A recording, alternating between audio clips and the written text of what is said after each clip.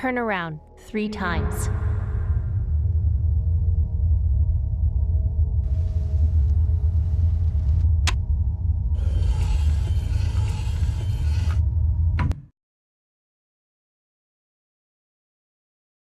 Start shooting.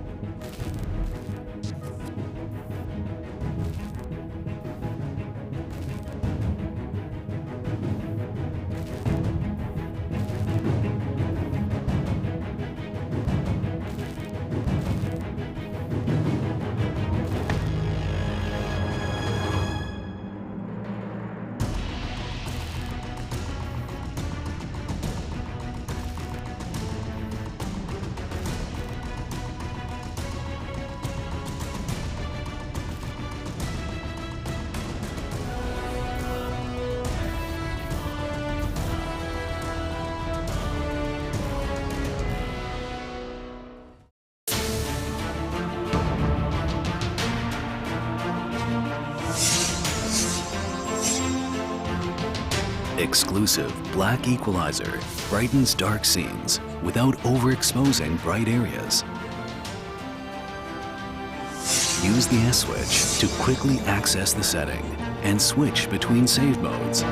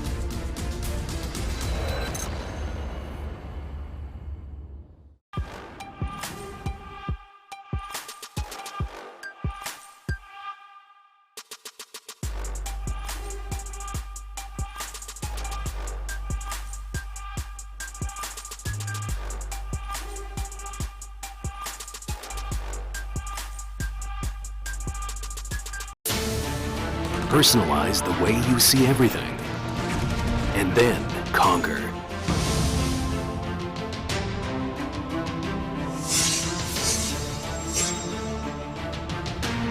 Exclusive black equalizer brightens dark scenes without overexposing bright areas. Use the S-switch to quickly access the setting and switch between save modes. Adjust the angle effortlessly for maximum comfort.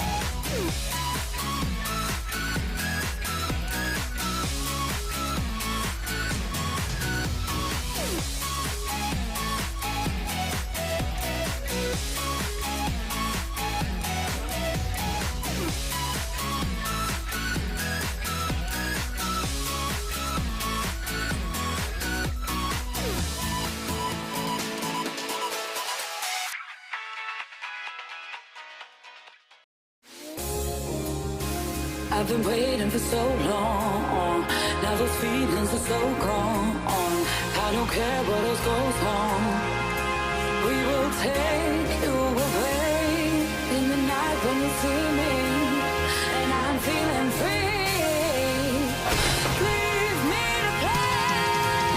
We bring the heat, we bring the fire, we bring the dirt, we'll take you higher. We bring the heat, we bring the fire, we bring the dirt.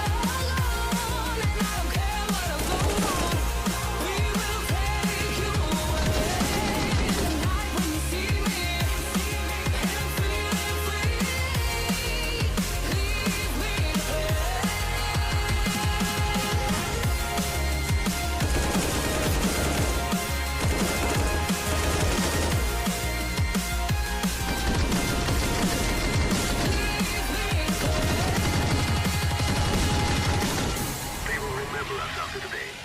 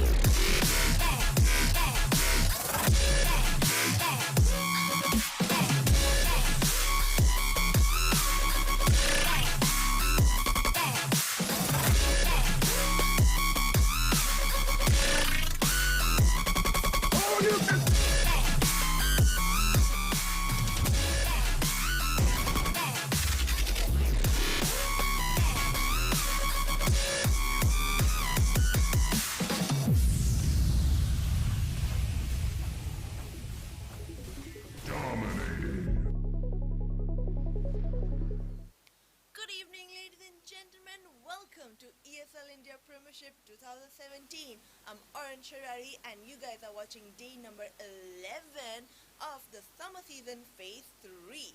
Now we have a lot of games going on for you. It's all excited just like every other day, but we are going closer and closer to our summer finale, which is going to happen in Mumbai. Let's not forget about that. Now let's go on and look at the standings for the first game of the day, which is Clash Royale. Let's take a look at the standings.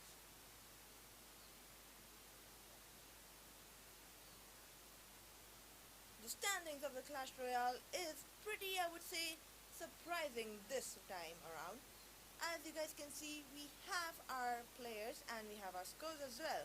For Clash Royale, we have Ruben and Prashant PP tied up at 12 points each, while we have Devil's Twin and Jimit tied up at 9 points each, both winning 3 matches. But as you can see, Devil's Twin has not lost a single match. We also have Mrin, Arpan, both tied up again at 3 points each, while Haseeb and Asopa have not won a single match yet. Are these two going to change it around? We'll soon find out. Now let's take a look at today's matches. Today's match for Clash Royale is going to be on stream. Haseeb Nazir versus Mrinmoy Lankar. Now let's talk a little about our boys over here. Mrinmoy, we all know him. He is from Guwahati. He won the second challenger in 2016 Masters of ESL India Premiership 2016 edition. He did stand second in the summer season phase 1 of ESL India Premiership 2017 but he was placed 4th in the Phase 2 of the summer season. Though the player has a lot of experience, currently he is not in form, and we have all witnessed his performance, going down well this whole time. He has already played 5 matches in the current June session, of which he has only won 1. But we do expect him to win the remaining in his scheduled matches. Now, let's be clear, we all have ups and downs, but let's talk about his opponent, who is Haseeb Nazir. Now, he is from Mumbai. He was one of the top players in the second challenger of ESL India Premiership 2016 edition. He did stand first in summer season Phase 1 of ESL India Premiership 2017. He was placed first in Clash Royale Master League of the summer season Phase 1 of ESL India Premiership 2017, and he failed to replicate his Phase 1 feat in Phase 2 as Prashant P.B. Pandey managed to get the better of him. But then he had to settle for second place. It's not that bad, but he did lose his first set of matches in June term, and we expect him to also make a comeback today. It's going to be a day of comebacks. Now let's take a look at the off-stream match for today's Clash Royale. Off-stream we have Vikram Asopa versus Tahir Devil's Twin. Now, here's something interesting about Asopa. He is from Coimbatore. He's pursuing his degree in business administration, and he has been playing Clash Royale since his game release last year. The man has played ESL India Premiership Challenger last year, and he also played in 2016 Masters of ESL India Premiership. He was one of the top 4 players over there, and he placed 4th in the summer season April session of ESL India Premiership 2017 Clash Royale Masters. Now, in the May term, he had a bad run. He was forced into the Master League's playoff.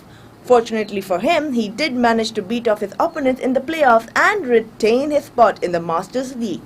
In the current session, he has already played 2 games, but unfortunately lost both. His opponent, on the other hand, is Tahir Devil's Twin Sharif. He's a man from Bangalore. He's been playing the game since the release last year as well, and the man is a final year business administration student. So both of them are into business, and they really do mean business. We had a chat with him, and he did regard himself as the best PvP player in the country. He stood 3rd in the April term of the summer season of ESL India Premiership 2017 and had an awful run in the May session. He had only won 3 of the 7 matches, thus only 9 points in his hand. Now, the matches are going to be in front of you. We are super excited. Now, the casters are ready, but I'm going to ask them to hold a little minute because I got to talk about the people who make this all happen for us, which is our sponsors. As you can see, Omen by HP, Zoe by BenQ, and HyperX. Now, it is all organized by... That's right, Northern Gaming. Now, you guys are watching ESL India Premiership 2017. I'm going to go ahead and give it up to the casters. The players are getting ready. I hope you guys are ready to watch the matches.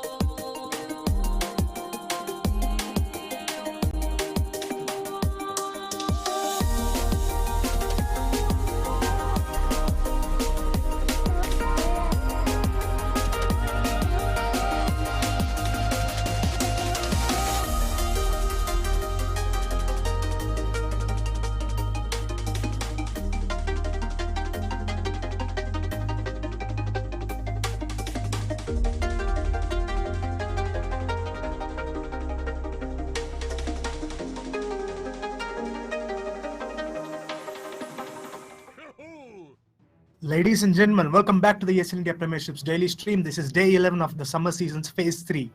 As usual, we're going to start off with some Clash Royale action between, today it's going to be Mrin versus Haseeb, the prodigal combo that happened in phase 2. I am Manoj Supergola and with me is Shaurya Mittal. Say hi, Shaurya. Hey guys, how's it going? And again, so this is the first, this is basically the second game we're casting on the new patch, and interesting to see how things are sort of shaking up, Okay, that tower just went down just like that. Okay. I don't know what Haseeb saw an opening and he just took it, man. He saw the lava hound coming down on the left side, and I think Mrin just put it down without having any extra elixir over it. As soon as he got enough elixir to put the lava hound down, he just did it, and that's why he couldn't defend any push on the right. That was very. That was a very good evade. Yeah. No, but that was a very, very good evade. And you know what? So I don't know. I think the bandit that he played, maybe he should have just played that on the. Oh, that was a good poison. That's a value. The bandit he played, maybe he should have played on the right side because you can't not answer such a big push. And maybe he just let that tower go because defending it would just lead to even more. But he didn't even trade. That's what. Like it wasn't a sacrosanct trade. Like it was not like Mrinmoy was guaranteed that he'll get the left tower either. Well, that doesn't matter anymore, I guess. So, just a little bit of tidbit that I want to say before we actually finish this game. Haseeb has actually promised me today that he's not going to use a goalie. No, at all. At all. And I am inclined to believe him because, Okay, so what is happening right now? I think those fire pups should get the... Yeah. So, very interesting this game is actually. Both players playing a sort of non-standard deck. Mm-hmm. So and wow, that lava! Even the score, yeah. Mrin has managed to even the score and is now beating down the king tower of Haseeb's. This is going to be... I know this is going to go into overtime. This is definitely going to go into overtime, but who do you think is going to have the upper hand once it actually hits the 0 counter? I'm actually finding this bandit very, very interesting from Ren. Like, I mean, bandit is not a card you see anyway, and putting it in this deck, I mean, why would you not run a Night Witch? I don't know, man. Maybe he saw the match yesterday and how the bandit did some matrix moves and dodged the hell out of the log. But that you just get lucky, honestly. Bandit doesn't usually work that way. Oh, this is a horrible push coming out from Rin. I think Haseeb is done for right now. Oh man, yeah. If those fire pups survive, well, 2 baby dragons and minion horde behind them. Oh, that king tower is going down. We can safely give this. That poison is going to help, but yeah. Oh. There we go. Mrin takes the first victory in a spectacular 3-crown fashion.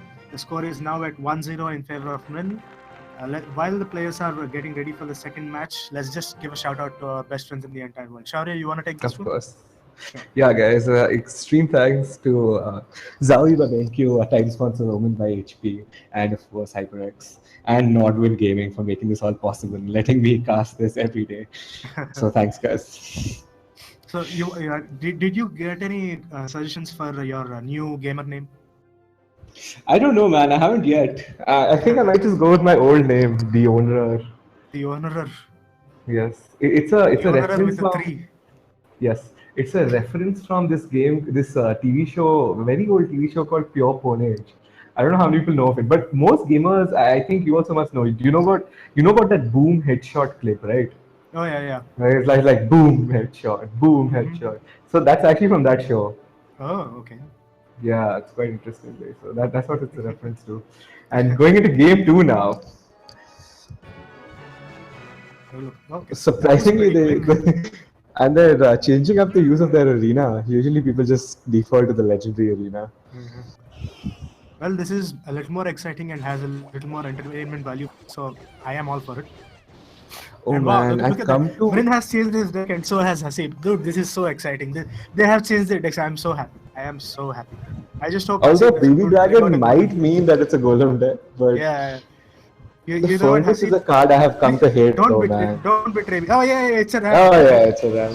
And a P.E.K.K.A. Okay. Wow! Oh man, the P.E.K.K.A is gonna slaughter that Ram, bro. Wow, the Ram for slaughtering. Anybody likes Another Ram? P.E.K.K.A coming out from Haseeb. Okay. I was just about to say if that was just a Ram and Three Musketeer deck, Haseeb is going to find himself clearly Wow, man, those abducted by, Kellys yeah. doing so much work over there. Distracted the Haseeb's P.E.K.K.A for a P.E.K.K.A took long while. just one hit. That's really good for him. Mhm. And a Goblin Gang coming up. Goblin Gang is still a very strong card, honestly. I think instead of removing one melee Goblin, they should remove one range. Oh wait, instead of removing one range Goblin, they should remove the melee Goblin. That would make it a little better. I mean, more balanced. As it is, it's still a pretty strong card. And you know what I'm most surprised from this is a tornado coming out just for 3 minutes, and B, that neither of them are running a Night Witch. Well, they know that neither of them will run a golem, I guess. So a Night Witch is out of the question, especially since the recent nerf. It is a good card by itself, but I It's think still they a they very need to strong let the card. meta develop a little more before they understand which decks would use the Night Witch better. I also think that the pro meta has not discovered our Lord and Savior the Witch yet. I think that card after the buff has some serious potential. And that baby dragon is gonna get some work done. Oh man, the exact opening coming out. But it's not gonna be that. Yeah, so that zap just sort of ended things quite fast over there. Interesting variation. Both the players are running, on the same deck. So they both have a P.E.K.K.A deck, and that's their main win con. But the secondary win conditions that they're running are quite interesting. And you know what? I think the thing with the P.E.K.K.A is the way it differs from a Golem deck is that you can't lead with the P.E.K.K.A. Like you shouldn't. Usually that doesn't end up well because you can usually counter it and develop big push. What you should do instead is you use the P.E.K.K.A to defend the big push and then you launch a counter attack. Because the P.E.K.K.A can be Hopefully, answered by in the a lot time of your ways. P.E.K.K.A reaches the other end, you'll have another P.E.K.K.A ready to go down onto the Yeah, field. exactly. And Haseeb's tower might actually fall there. Oh, it's not going to. The mine is going to die. But I mean, one more poison miner combo will bring down Haseeb's tower. So he is in a bit of a spot here.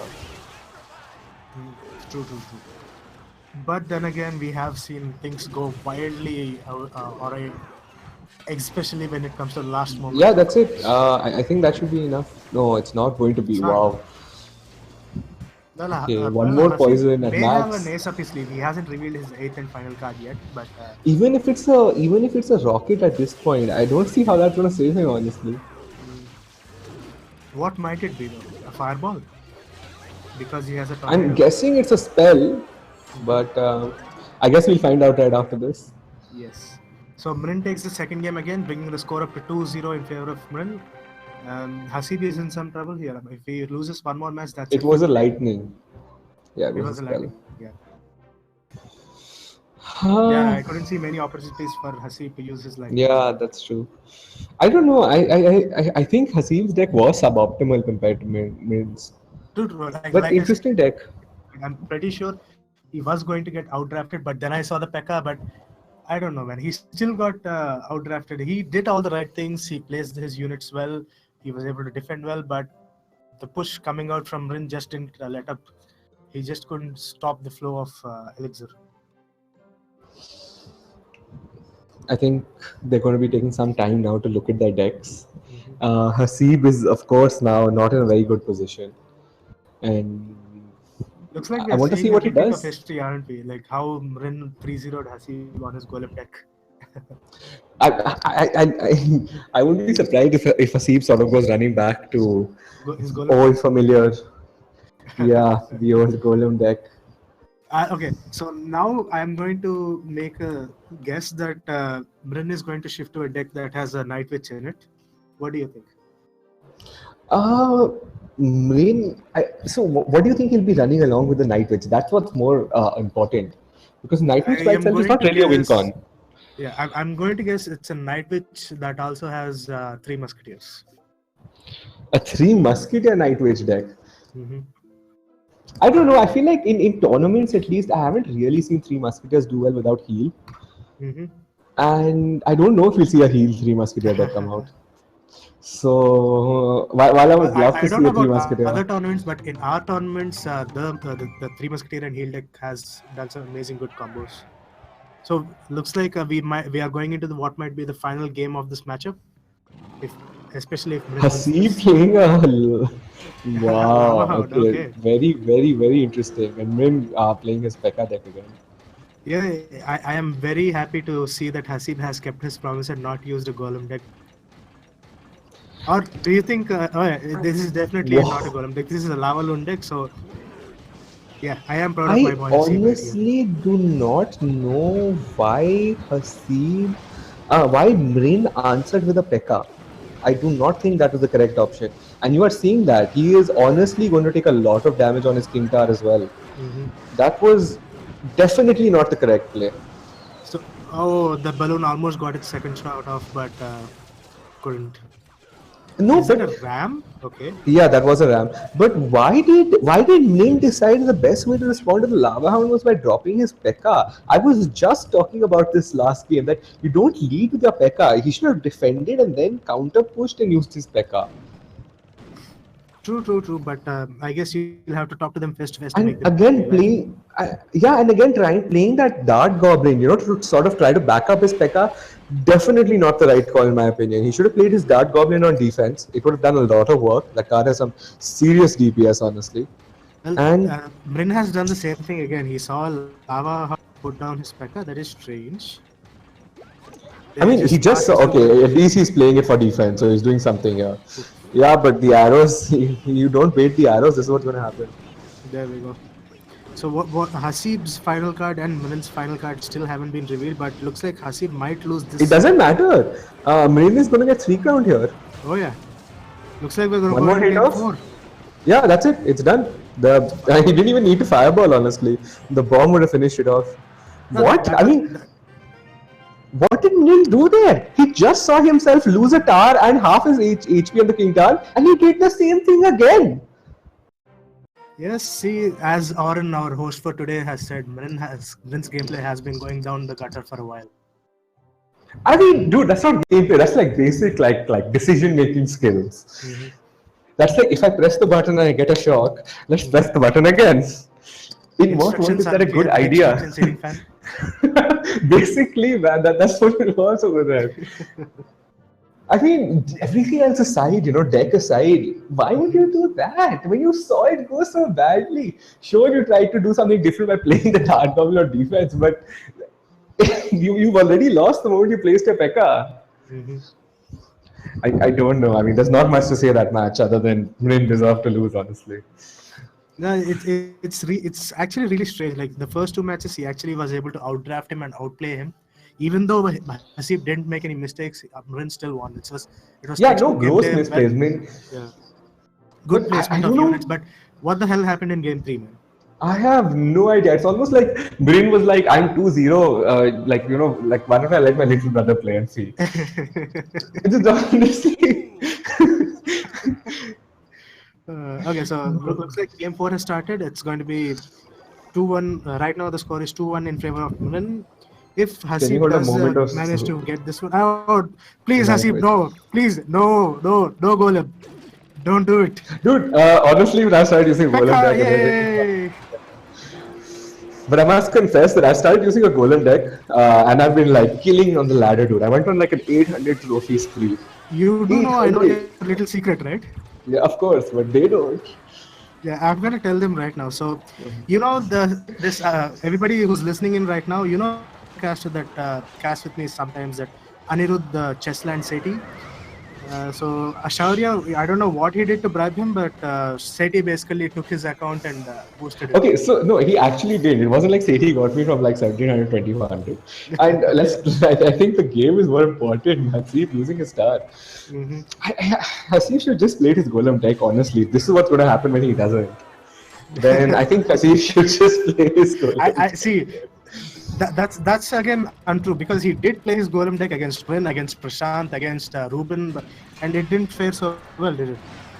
I know, but I mean, even then, I'm just saying, dude, that P.E.K.K.A is just not, it's not doing enough. If it gets one hit off in the executioner, that might be some value, but it's not even going to do that, man. Yeah. So all Mrin has to do now is sit back, relax, and defend any push that Haseeb makes, which is pretty easy because the only push that would be worth defending is if there's a P.E.K.K.A along with any other unit. And he has a hurricane. I mean, sorry, he has a tornado. Dude, Gautam. Yeah. Yes, Hurricane. Yeah, so he has a tornado. He has. Oh wow! It's 3 musketeers along with the P.E.K.K.A. This is a pretty greedy deck. What do you think the last card is? Heal? No, can't be. So that value log right there just destroyed 2 of the 3 musketeers that would have done anything. Okay, You know, the log nerf is actually pretty interesting, and it's pretty noticeable. It's much more noticeable than I thought it would be. And I'm going to call this game in Rin's favor right about now because I don't think there's anything he can do. Logs left and right. Honestly, if Haseeb was running a heal deck, he would have won. Honestly, I'm telling you that right now. If Haseeb was running heal in this deck, I think he had a shot. Okay, so this yeah, is sort of last ditch final play. No even Mrin is just not even responding. It's like, yeah, game is done, and 3-1 Mrin's favor, dude. So Haseeb has only played 2 games, right? Mm-hmm. So this was Haseeb's 3rd game. So this puts him as 1 win and 2 losses. Mrin has actually now played 6 games and he only has 2 wins. Actually, so Haseeb is still I'm not so sure about better. the standings. If the production crew could put up the Clash Royale standings after updating the game, we'd be able to talk a little bit more about it. Yeah, I you can't see the standings, but I'll guide you through it. Yeah. So congratulations to Mrin for winning this matchup for today. And Haseeb, you gotta get out there, man. You gotta get back into your groove. I know that you really want to use your golem deck, but we all know that your golem deck is being hard countered right now. Like even if you played the golem deck today, I don't think so. I think he I am played his golem deck into this. If he used his golem deck today, he would have easily lost against Mrin's P.E.K.K.A deck, right? Actually, no. So I've been like, at least according to my ladder experiences, yeah, okay.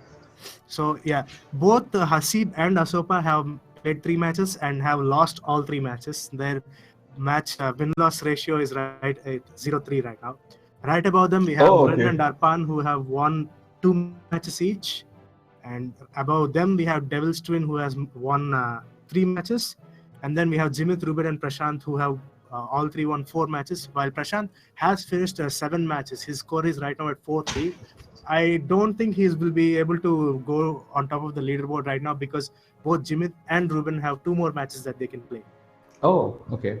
Quite interesting the way things are shaking up this time. Past rule more. Remember, we have to remember that Jimit both fought their way up from the challenge, the Starter Cup to the Challenger League, and now they are in the Masters. This is some real stuff. This is some real stuff right there. This is a rags to riches Cinderella story right there. Yeah, absolutely. I agree with you.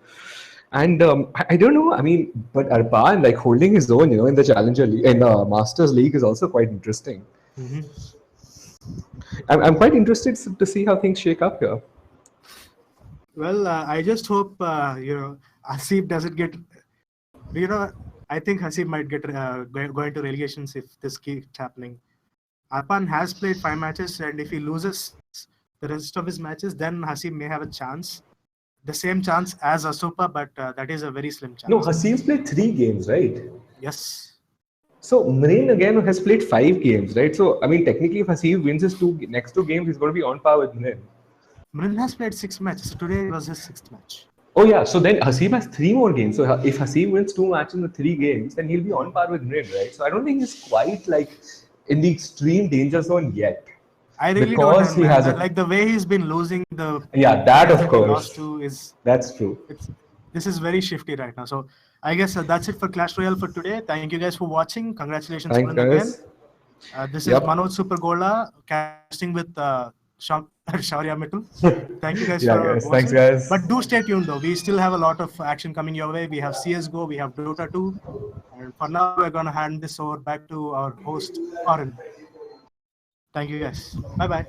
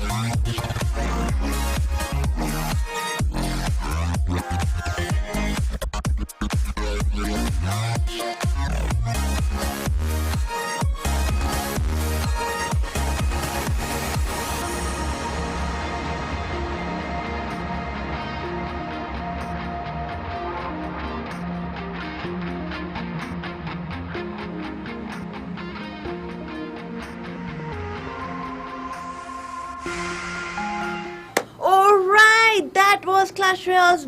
I think it was the best game I've seen so far. I mean, Miran, you played amazingly, but I have to say it wasn't really that Miran that I saw in 2016, but not nonetheless, it was a really good match. Congratulations on the victory. Now, I would like to welcome all those who have just joined us in ESL India Facebook page and those who have tuned into ESL India's YouTube gaming channel. You guys are late, but still you are here for one of the best parts, which is my personal favorite, which is CSGO. That's right, so next game for today is CSGO. And before we go into the standings, let's take a moment to praise the Almighty, the sponsors, Omen by HP, Zoe by BenQ, and HyperX. Now, this is all brought to you by Nodwin Gaming. I'm Oren Persian Shariari. Let's take a look at the standings for CSGO Masters.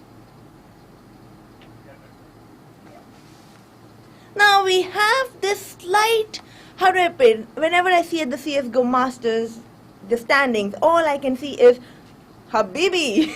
Habibi, to mujhko chahe. I'm sorry, it's one of my recently favorite games. Like, the team is amazing, that is Risky Gaming, but they are followed by our Desi Boys, Team Wolf, and Semperex. They're all tied up at 12 points each.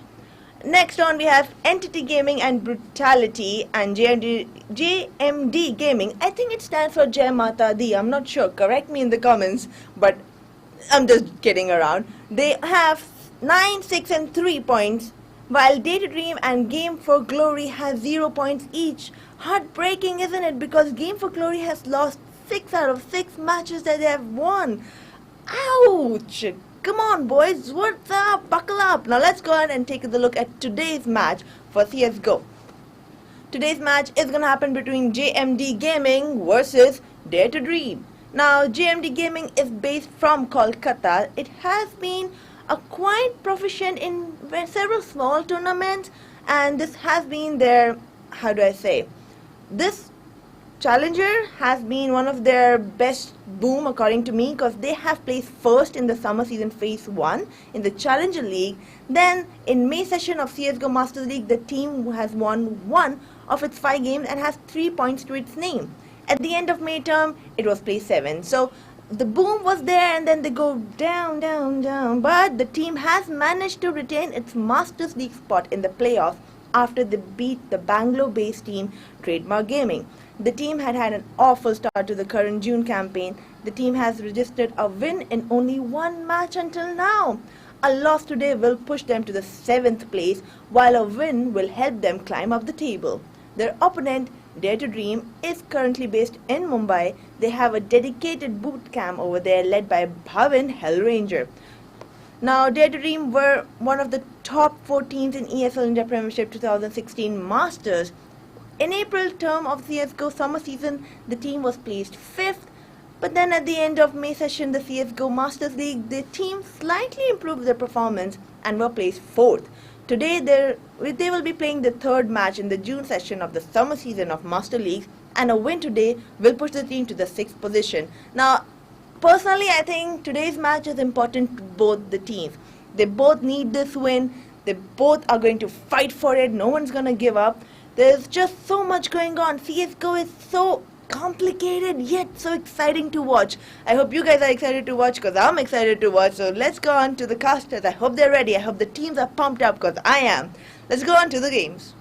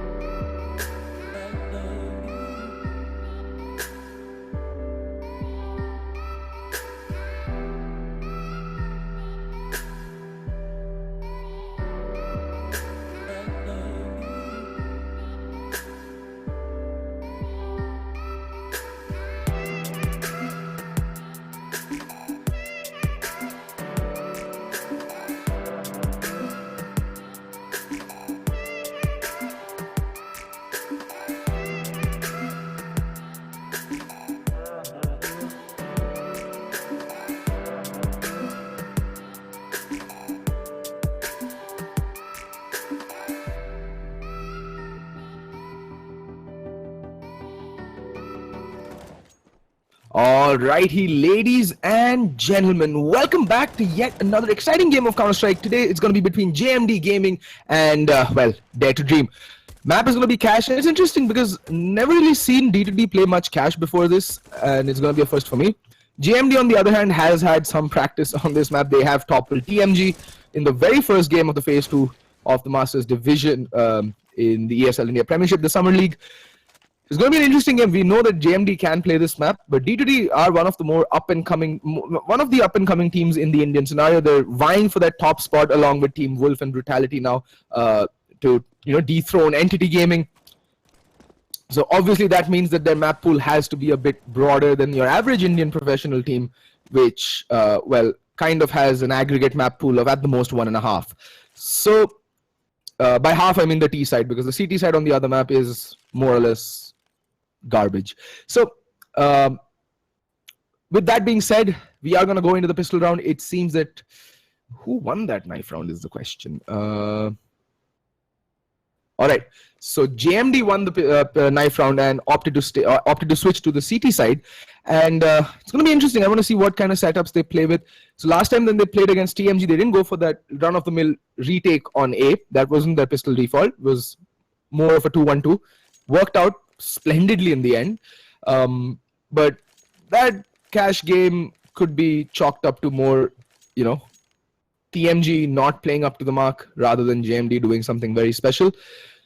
D2D, although, will be a completely different beast to tackle for the game. For the boys from TMG, boys from JMD, they have to bring their A game to the table. So match has been paused even before the game goes live. I think it is a technical pause. There's no point. Oh, it's a tactical pause. Alrighty. Scores are 0-0. We're going into the first round of Counter-Strike, and JMD decides to call a tactical pause. All right. Now I can officially say that I have seen everything.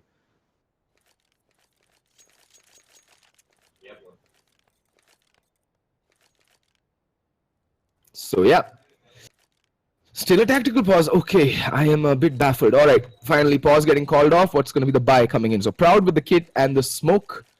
So far, 4 sets of armor on the rest of JMD. And over on D2D, we have, 3 sets of armor, Antidote, Kappa, and Shabby. Blackhawk buying the smoke and the Molotov, and I think Hellranger will also pick up a smoke and a couple of flashbangs. Yep. So, all right, 2 players running utility, 3 players running, your standard Glock armor setup. And whoa, look at that mid push. Aggro mid. This is interesting from JMD. Well, they're going to get a lot of information very, very soon, but Kappa is marking the mid push. And Kappa is going to see nobody. Oh, there's a counter boost coming up.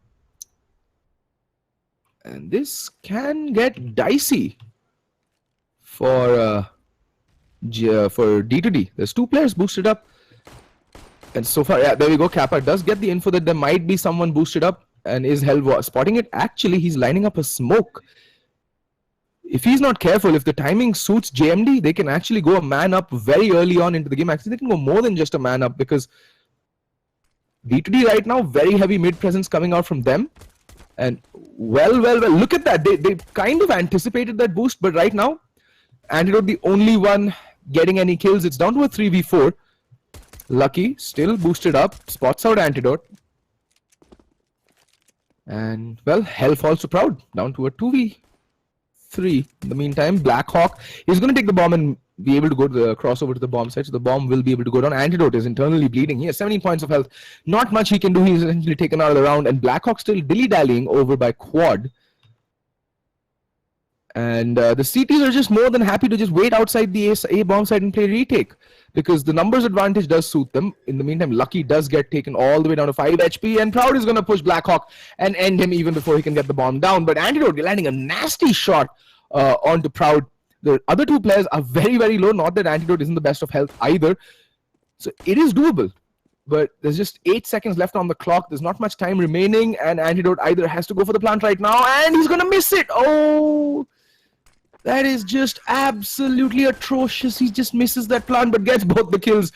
Well, somehow comes out on top of that round in terms of the economy, in terms of the money. Otherwise, he would have been, he would be sitting pretty on $450. He did get 1 kill, but somehow getting the last 2 kills, at least he kind of normalizes the economy in terms of the team economy for Dare to Dream. But all in all, Antidote, I don't know, just not sticking the bomb at the right moment, little bit off on the timing, but he didn't have much of a choice. 17 points of health, not really that much to work with. And now the force buy does come out, armor pistols out across the board. Again, 2 smokes, one on Hellranger, one on Blackhawk. So we might see some kind of a semi-execute and a fast play onto either bomb site. For now, it's a very default setup. No one watching mid for D2D. That's going to change soon. Antidote and Shabby making their way, crossing their way. It's going to be an A hit eventually. In the meantime, we have Blackhawk just spamming the garage, the locker room area. And for good reason, there is an A-main push out from Proud. But he's going to have 3 players to contend with. Gets one, but immediately traded out by Hellranger. So 1-for-1 trade, not a bad deal right now going into this round. They're going to be going in for that A-hit. Fast A-hit onto the A-bomb side. Kappa tapping away with the Tech 9. Not really managing to land the kill. And isolating Rio Meister, but then again, Lucky and Rio Meister, that perfect tag team over towards the A-bomb side. Hellranger. Well, Antidote does land the kill onto Rio, but now he has 3 more players to find, and that's gonna be all she wrote for Antidote as Savage comes and rips his head clean off. 2 rounds on the board for JMD Gaming, and they managed to keep all 3 rifles alive, so that's decent. They lose the 2 SMGs, but there we go. Now a full eco will come in from D2D. I mean, the ideal outcome for this round for D2D will be to try and get a bomb plant down. That way they have a little more in terms of their economy to go for more utility going into their first gun round, but it's going to be a tall order. There's Glocks across the board. Hellranger the only player. Okay, Hellranger and Antidote with P250s, and it looks like it's going to be a fast play out onto the A-bomb set. They might just decide to YOLO it and push through the smoke. Rio Meister, as of now, the only defender on the A-bomb set. So if they do decide to go for a coordinated push, they might just be able to get the bomb down and jumping through the smoke. Rio gets 2. Can he get more? No, the answer is no. Kappa glocking him to the face. But in the meantime, Antidote is found by Lucky and Proud finds Hellranger, leaving Kappa all alone. Bomb still not planted. He's recovered a FAMAS, so might be in the mood to do some economic damage, but he has no armor. And there we go. The lack of armor clearly showing as Proud pops around the corner. And, well, restructures Kappa's face. A quick little plastic surgery to tell Kappa who's the boss.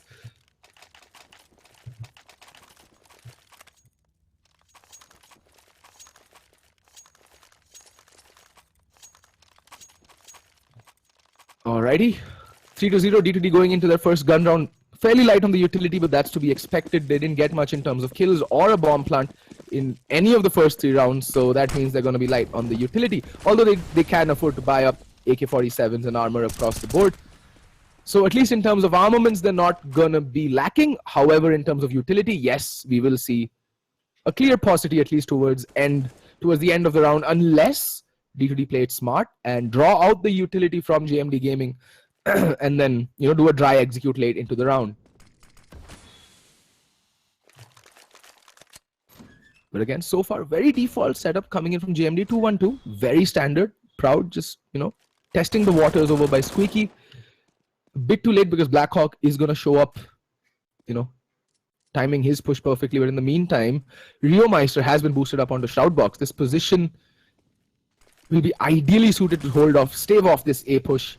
And oh my, someone's been watching No BS Cash from Cruxel and forgot to test out that smoke for Highway. It is going to be an absolute missed smoke. It lands and blooms on top of the ticket booth.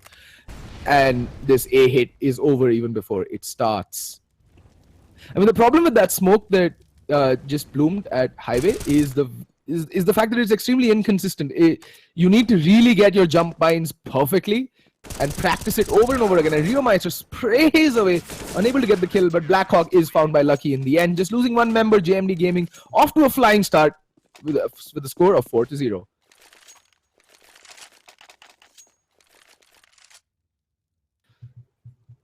And yeah, like I was saying, that jump bind. So Cruxel's Highway smoke is, I've tested it out in person, and it's not the most consistent. There's a lot of times that it'll actually either hit the skybox at the wrong point and then bloom on top of A-main, or it'll overshoot and bloom on top of that ticket booth as you saw in the previous round, or completely overshoot it and bloom on top of the building that is eventually going to be Z Connector.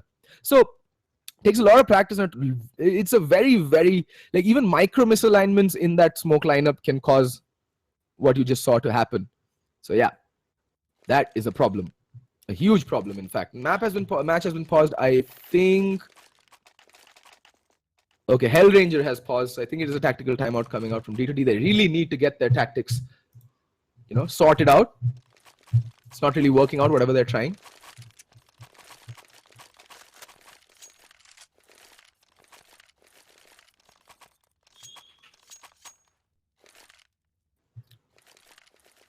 Anywho. So like I was saying, Cache is one of the most balanced maps in the game, if you go statistically, to be very honest. More or less even win-loss percentage across the board, starting on either side. So you can't really say if it's a T-sided or CT-sided map. It's a very aim-based map. It's a very So why I call it balanced is because you see both kinds of teams winning on this on a regular basis. Even if you're one of the most tactical teams, more slow-paced, methodical, corner-clearing, Zeus-esque teams, if I may call it so, you'll have an equally good chance as winning as would a gung-ho, fanatic-esque team. I'm not comparing either of these teams to those teams because they are definitely leagues apart, but still, I'm just saying Cache is a map that values both styles of play. You don't have to be super methodical, or you needn't have crazy good aimbot built-in brain, like aimers, to come up. Like, it doesn't favor any one sort of play style. It is not just in terms of the round distribution, but also in terms of how the map is based, how the map is played. It lends itself to both playstyles, provided you can actually amalgamate your team to suit that playstyle. It's a very team-based game, team-based map. Well, so is the entire game of Counter-Strike, but Cache, a map in particular, doesn't really lend itself to any one particular style of play. And it's not leaning towards any one side, CT or T. Which is why it is very difficult to call Cache games in terms of the round, in terms of the half distribution, unless it's like a complete washout one-way half, like a 10-5 or an 11-4, in which case coming back is a tall order, and that would be the case in any map, be it T-sided, CT-sided, or anything.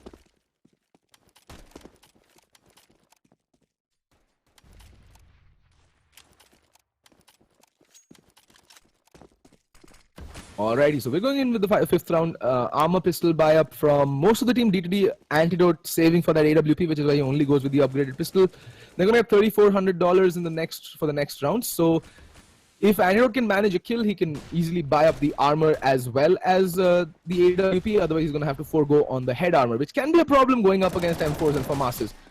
And there we go. Savage getting spotted out, trying to flash his way out of misery, and does manage to do so, continuing his spray so that he doesn't get run over. In the meantime, the rotation has come in, but Hellranger and Kappa are going to find quick kills.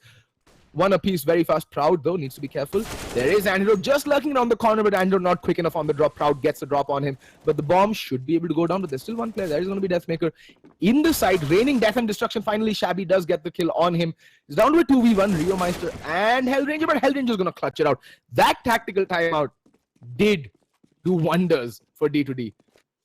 They literally won a round. They had no business winning, and it all just came down to an extremely fast play out on the B bomb side. They just rushed it, bum rushed the B side, and got the kills needed. Won the round. It's that simple, actually.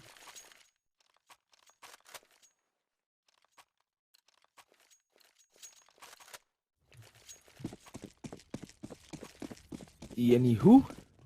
Oh, Antidote going to try the body shot. Will he get it? Oh, just the timing a bit off. I mean, by this time, I think players would have wised up to not peek mid before the 149 timestamp. Like, either peek it just before or just after that 149 timestamp. Don't even bother trying to peek Z when the clock strikes 149, because more often than not, you'll find your head rolling 10 feet from you, stuck against the Z connector wall. There we go. Presence shown towards Squeaky. Some damage taken by Blackhawk, but nothing too dangerous. Blackhawk gonna... Oh, no, it's Antidote. Rotating around with the AWP and getting the man advantage for D2D and Kappa. They're ending Savage, and might just be a quick B hit. There is, well, bomb is still outside A main, so they still clearly haven't committed. It could be a very good fake to draw the rotations out towards the B bomb side, because the kills have gone there. Where Rio Meister in the meantime does find Blackhawk, but immediately traded out by Antidote. Deathmaker picking up the AWP, and look at that counter boost back up towards mid. This is one on each side. They should just bunch up and hit the bomb side. Oh. Deathmaker spotting out Shabby. So this is what an active lurk does, guys. So I see a lot of you making posts on CSGO India regarding, want to make a team, need an IGL, need an opper, need a rifler, whatever. See, when you get to a certain level in Counter-Strike and you're trying to go semi-pro or professional for that matter, it's not just team roles that, lend to how well your team does and how, what heights you'll ascend to. It's more about team synergy. You have to understand what players play what roles the best and what rounds you should allow them to play their certain playstyle, a certain playstyle. What Blackhawk and Shabby did the previous round was essentially they lurked. They lurked towards the B bomb. Said, oh, that nade from Blackhawk gonna take Proud down to 16 points of health, and he's not gonna back off. He's gonna still stay by his squeaky. Oh, the second nade, double Kobe by Hellranger. Alrighty then. And Rio Meister completely white, and Hellranger picking up his third kill for the round. The first two coming in the most stylistic fashions possible. Deathmaker, though, does make things a little hairy by getting the kill onto Kappa, but there is Blackhawk to trade him out immediately. So as I was saying, the previous round, the lurk that came in was more of an active lurk. So what is an active lurk vis-a-vis a passive lurk? A passive lurk just stays cutting off rotations and just giving off misinformation, like sound cues, stray gunshots, stray footsteps, jumping around, stuff like that. An active lurk gets into the face of the opponent and just, by force of sheer will and existence, stops rotations from happening. And that's exactly what Blackhawk did the round before last, and it kind of worked out very, very well. In the meantime, again, mid aggression coming out from JMD Gaming. 3 players committed towards mid, but it does look like it's going to be a B hit. Lucky, though, is on a very fast rotate. He's playing from vents, so he can quickly rotate over to the B bomb site should this B hit happen. In the meantime, Hellranger getting boosted up on top of mid. And still pretty non-committal towards this B hit. Lucky, though, just avoiding fire damage by the skin of his teeth. And Shabby taking a ton of damage as he peeked heaven, not really returning any measurable amount of damage. Rio Meister in the meantime repositioning himself, thinking that the crossing smoke might have aided, but then he does have Lucky. And Antidote, though, getting the kill on a Proud towards mid. So, see, this is the thing about D2D, right? They don't really show their hand very early on in the round, and there we go. Hellranger picks up Lucky. That's a 2-man advantage to take into this round. Now they can actually decide to go anywhere, A or B. Doesn't really matter. They have Deathmaker over on the B bomb side, and it does look like it's going to be a B hit. So the pressure is on Deathmaker to at least land a multi-kill. A single kill will not do him any favors. He's going to get flushed out of his little hidey hole, gets flashed, and they know he's playing from triple now. Alrighty, support has arrived in the form of Rio Meister, who does go down to Antidote, and Deathmaker gets completely overrun on the bomb side, leaving Savage all alone, and all he can do right now is save. I mean, he's up against 5 highly armed Ts, and, well, Hell kind of making a meal of that. Jumping out, staring out in disdain towards Savage, already knowing his fate before even the first shot rang through from Savage's rifle.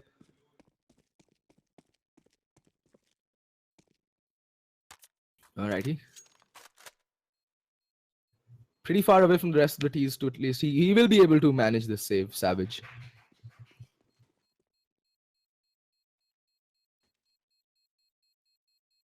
In the meantime, the scores will get tied after this round. 4-4. Blackhawk is going to push Forklift and gets shut down immediately. But there's Shabby.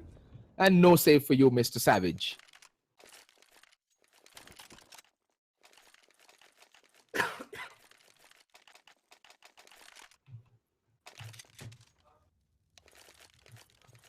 Yet another pause coming in. Could it be a tactical? So it is a technical pause because we do see Kappa has dropped from the server.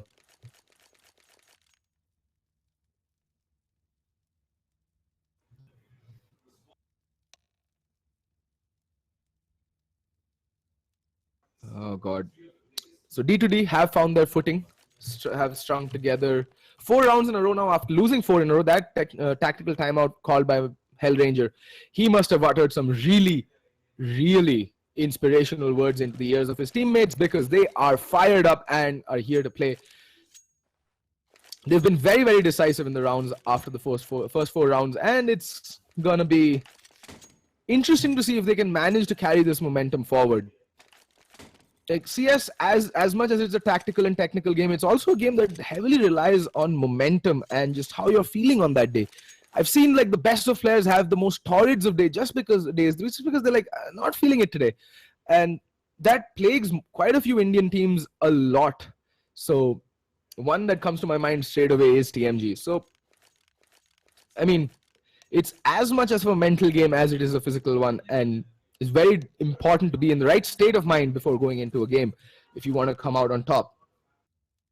So having said that, we're just waiting for the green light from the admin, and there we go. Hellranger has unpaused, and we are good to go for the 9th round. Scores are 4-4, and JMD will be on an eco, so it should be 5-4 for all intents and purposes.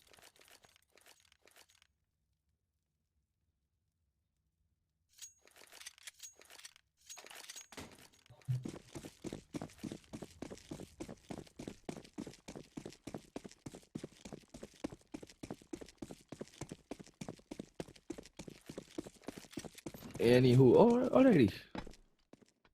Very fast, squeaky push. Lucky's butt getting spotted out by Blackhawk, but he's going to get triple peek. Blackhawk needs to be careful. He needs backup. And Hellranger is there to provide just that. Taking out that nade in the worst possible moment, but Blackhawk, Kappa, Antidote, Shabby all getting kills apiece. Blackhawk with a quick brace. Eco kills. Nothing to pad your stats better than eco kills, in my opinion. And there we go. A perfect anti-eco comes out from D2D. And JMD Gaming now finally going to go into the round with a bye. And they're going to have a very good bye coming out. I'm curious to see if they go for a double op setup. I mean, they can. But Cash, not really one of those maps where a double op setup is absolutely essential. It's not a train. It's not a cobblestone. It's not a Mirage where... But, well, we do see a double op. Both Deathmaker and Savage sticking with the big greens. The big green guns come out. Deathmaker's going to take it to the B bomb site. Savage is going to take it to the A bomb site. So a cannon on each bomb site, and Savage is going to be playing aggressive A mains, while Deathmaker is going to hold a fairly passive angle from within the B bomb site.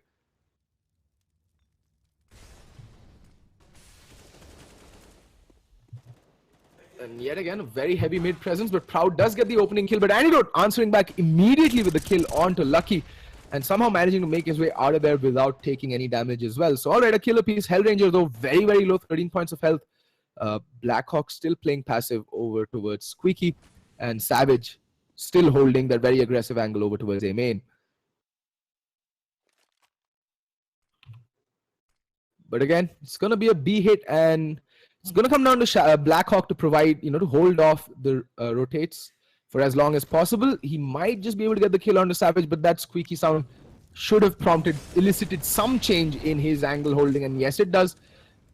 But look at this, just Blackhawk's presence alone towards the A bomb site has kept the rotation away for a fairly long amount of time, and there's just 30 seconds left on the clock, so the CTs have to commit to a bomb site in terms of personnel. And there we go, Deathmaker opening things up towards the B bomb site. Antidote gets spotted out. So does Deathmaker, so they know exactly where he's playing from. But the problem is, because D2D have left it so late, the rotations can come in, and Hellranger does fall to Proud. But Antidote again with the refrag. It's down to a 2v3. Just 10 seconds left on the clock. They run the clock so low, and they're just so tardy moving into the bomb. So there's just 10 seconds left. What can you even possibly achieve to do there, Antidote? And the answer is absolutely bugger all. Oh my god. Making a meal of that, and also getting the kill on to Deathmaker. That's just sloppy counter-strike from JMD to end that round. They had no business dying. Actually, just let Antidote cross, hold the cross with the op, and get the kill as he crosses. He doesn't have time. He has to go for the plant. Can't find 3 kills in 3 seconds, boys.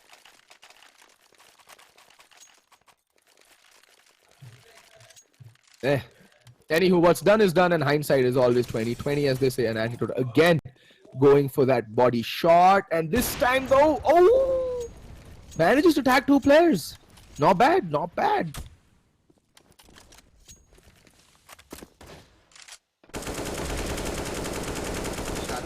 Shabby just going to be rattling off a couple of shots from B main to the B bomb side. It's called running distraction. In the meantime, Bomb is still outside A main, not committing to it. D2D not really known for their fast plays, although they have that in their repertoire. So when they pull it out, it kind of almost always works out for them. But generally, D2D known as one of the more methodical and slow-paced teams. That's at least one A smoke going out. I'm gonna walk into a 3-man A stack, so they need to be careful. And Savage already starting things off with a kill of his own with the AWP. That is gonna be Blackhawk, and 3 players just falling like 10 pins right now. Finally, Kappa picking up a kill.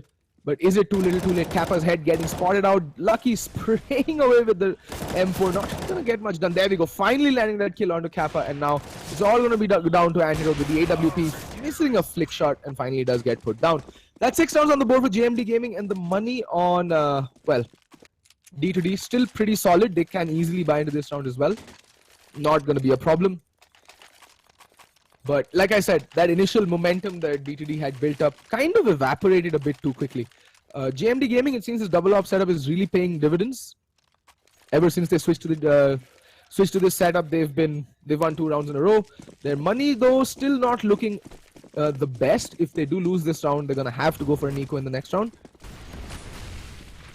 Mrinmoy pushing up oh so fast. In the meantime, Savage again holding aim in. This time, though, he's gonna do it from NBK, or you know, you call it fence.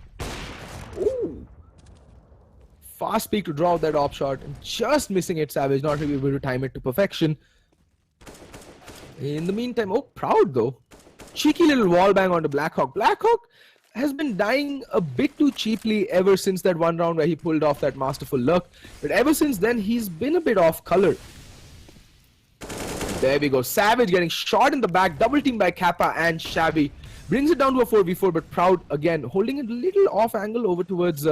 oh, that nade. Almost perfectly timed. Oh, what a shot onto Kappa. But there's Shabby with the refrag. And Hellranger's here to stop off the rotations. There's just going to be Lucky on towards the A bomb set, but Hellranger immediately falling to Rio Meister, who was playing from vents. And I think Lucky is just going to wait for the bomb plant to go down. That smoke going to cover, you know, Lucky's movement towards Forklift. It's not a 2v3. Can they hold it off? Shabby has rescued the AWP. Both ops right now on the defense. That is not the best armament to be working with on a site hold, but well, both these players very potent oppers, so it remains to be seen what they can do. And there we go, a kill apiece immediately, and it's down to a 1v2. Lucky finds one. Can he find the second? Oh, pulling out his knife at the worst possible moment, and there's Shabby with the cleanup, and D2D put 6 rounds on the board.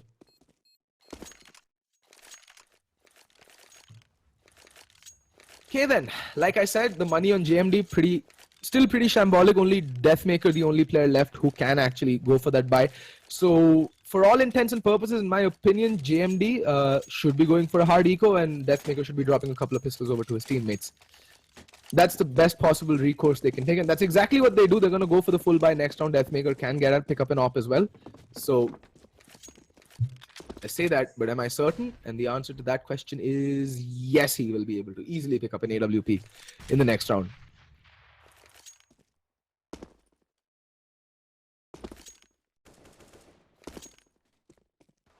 Well, Costa, the Indian CSGO scene can never improve as long as annoying little gnats like you exist who don't support the scene or do anything to contribute to it. So yeah, enjoy playing your cartoon game, which I think in the overall scheme of things, all 10 people across the world will be watching right now. Enjoy playing Overwatch.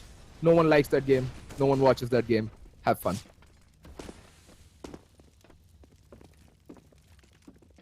Alrighty. Mid push, and Blackhawk finally getting a kill on a Proud. Down to a 4v5, and it is an eco, so D2D would want to keep things as clean as possible, not lose too many personnel, and get as many kills as possible on the UMP, because that's going to be easy money for them going into the next round.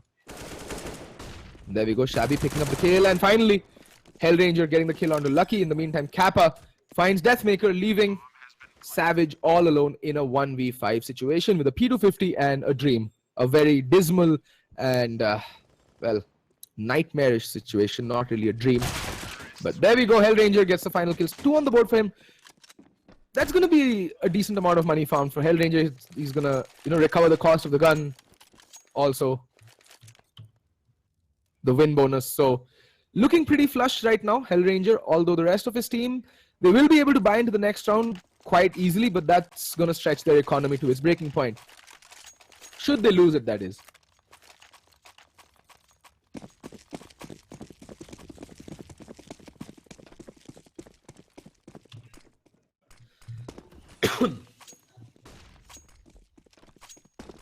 Alrighty.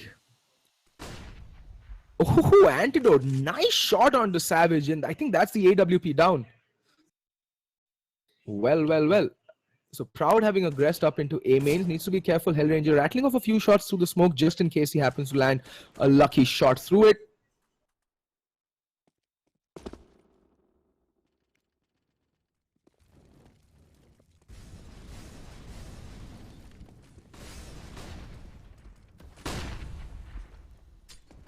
And there we go. Oh, Blackhawk, nice opening kill on a Proud. Brings it down to a 5v3, but he has taken some damage in return, but he's done his job. He's gotten the all-important opening frag, and that means the A bomb site is ripe for the taking, but the bomb is headed towards the B bomb site, and there's two players lying in wait here very patiently. Deathmaker having recovered the AWP that Savage had dropped. In the meantime, Deathmaker, oh, Antidote with a quick shot pre-fire, and Lucky now, will he push the smoke is the question. He's tempted to, he's going to be taking it ever so slowly, but Kappa, he's a treasure trove of game knowledge when it comes to Counter-Strike, and all that experience tells him to look, he knows exactly where to look at what time, and that's exactly what lends himself to finding that frag onto Lucky. There was no luck involved there whatsoever. There we go. Rio Meister forced to save, no options left for him, because the money is quite shambolic for GMD right now, and they're going to have not much to work with in the next round. They're going to get $2,400, so it's going to be an armor SMG or an armor pistol with utility. So yeah.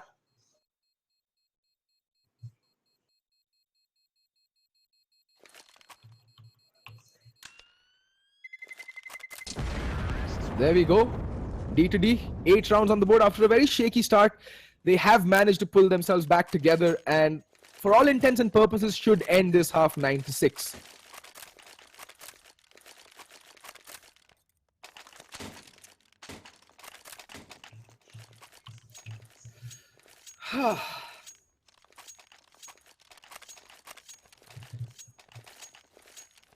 So like I said, it's gonna be a pretty disappointing buy coming out from GMD. They have managed to pick up 2 rifles. That is one save from Rio Meister, and I think he did drop over the FAMAS to Deathmaker. But that's gonna be all. They're not really doing that well when it comes to the armaments, but you know, they can maybe aggress. Haven't seen much aggression coming out, and there we go. First of all is Lucky. Kappa dispatching off with him with the utmost of ease, and now Kappa's just gonna bombard down Connector and literally split the map in half for his team. In the meantime, another player that is Proud does fall. Kappa finding Deathmaker again on the rotate. And that's the danger, right? Now it's all down to Rio Meister, and all he can do is die at the hands of Hellranger. And like I said, for all intents and purposes, it is going to be a 9-6 half. D2D pulling back after losing the first 4 in a row, managing to do a spectacular job on their T side, finishing the half at 9-6. And Antidote just going off. He's gone ham, picking up 17 kills, carrying his team to this 9-6 scoreline.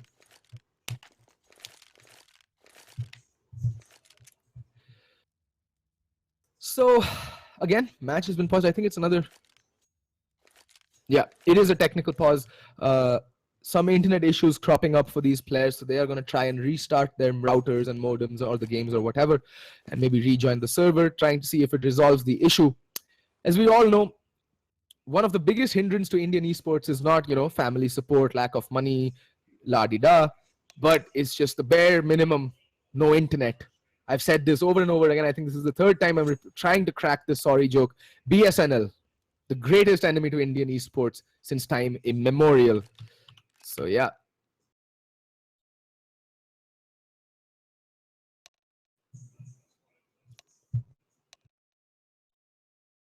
I mean, for those of you who are curious in chat as to when Indian esports will boom, to be very honest, Indian esports, there is at least CSGO.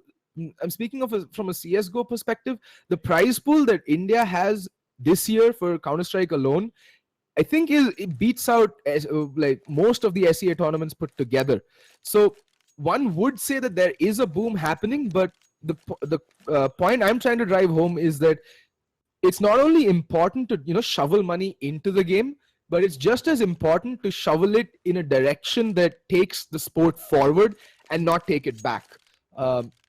Because as of now, like most of esports has grown regionally in the cafes. Very few national tournaments. Only in the past couple of years do we see, like, the mountain, like the Dew Arena, the Zawi Extremes Land, ESL itself, and all these big events cropping up in the past few years, couple of years in fact, and they have gone a long way towards getting a lot of attention towards the semi-pro teams that existed in India. You have Team Wolf, Entity, D2D, Entity and D2D now being fully sponsored outfits who also draw a salary. Brutality has always been a player-owned organization, and they've been, landing some spectacular sponsorship deals over the past few months, primarily because of this quote-unquote boom.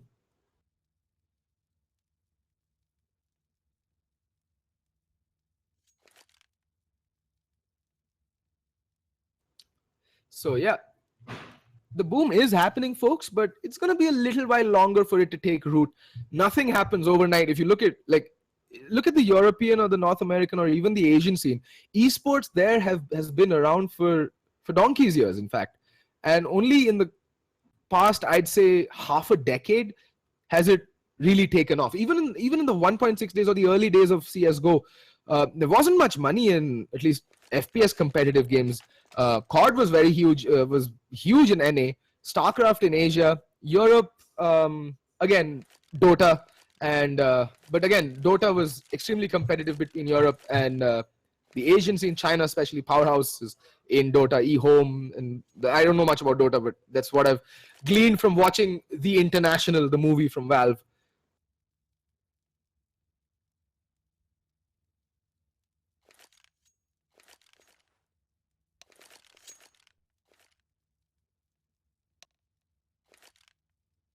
So yeah, like I said, the boom is happening, but it is slow and it will take a couple of more years. But this year already has been a very good year for Indian esports in terms of the tournaments. Corbex is happening. Nazara might be out with their own league or tournament. UCypher is also in the works, along with, ESL India Premiership. You have your Zawi Extremes Land coming up. You have your Mountain Dew Arena coming up. All these, and even ASUS is having a qualifier for an international event very soon. I think it's going to come up. I'm not really sure. But what I'm saying is that the tournaments are there. It's just that now it falls on the players to actually take that leap of faith and go into it full time. You need the dedication. There's no excuses, right? What's your excuse? Look at the Brazilian scene, right? Fallen and his team had no money to go for the major qualifiers. Flusha, Fnatic, and all the other pro players actually, did a GoFundMe, or I think they did, a Kickstarter or something. They crowdfunded their trip to the major qualifiers, which they won, incidentally. They practiced sitting in one room with little to no resources, and they, in the span of a couple of years, have became the team to beat in Counter-Strike Global Offensive and are still one of the best teams, if not the best off and on, in the world till this date. So where there's a will, there's a way. And those players had the guts to take the leap of faith and actually commit, and that their hard work paid off. So now it's time, now that the tournaments are coming up, you actually see sponsorship money coming into Indian gaming. It's time that we as players also, try to take it a little more seriously. Pug less, scrim more, play the right way. Be willing to improve is my question, is my point. Anyway, so D2D on the CT side, it's gonna be Blackhawk with the kit and a smoke, Hellranger with a Molotov and a flashbang and 3 sets of armor on the rest, and they're gonna be playing a retake setup.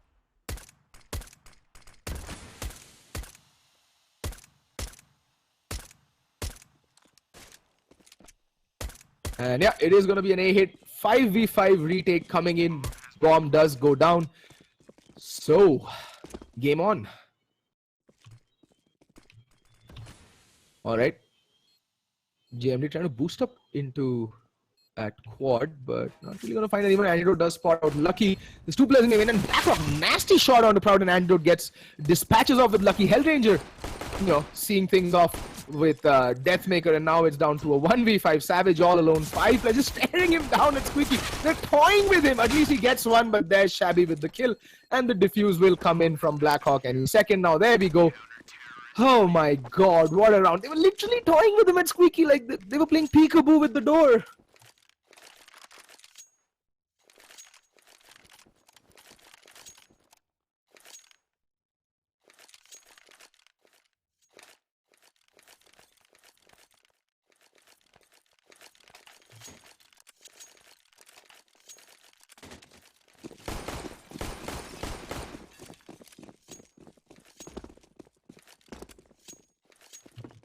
Anywho, D2D pick up the pistol round, and now they're gonna go all guns blazing. Like, just taking a look at their buy, bit curious as to see why Shabby picked up the AUG, but well, whatever works it seems. So D2D gonna buy up rifles immediately. Antidote gets the kill onto Savage, and well, down to a 4v5 immediately.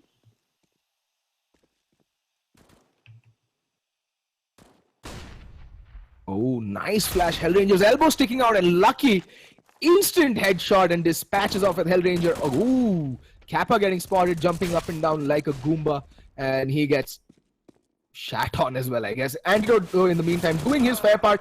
Gets one, gets two, gets three already in the round, and Blackhawk finally chiming into the kill on a Deathmaker. Antidote trying for his 4K, and he does manage to get it. Pulls out the Tech 9 and ends proud as well. 4K for him, but they do lose at least one rifle. Yeah, one from us gets saved. The important thing, the reason why it's crucial that they save as many rifles as possible is because they know that JMD got the bomb down in the first round, so they're gonna have to face off against AK-47s in the upcoming round, and that's exactly what they're gonna be facing off against. So they need as many rifles on the playing field as possible, and it's gonna be one from us, 2 M4s, 1 UMP out onto Kappa, and Shabby with the AUG.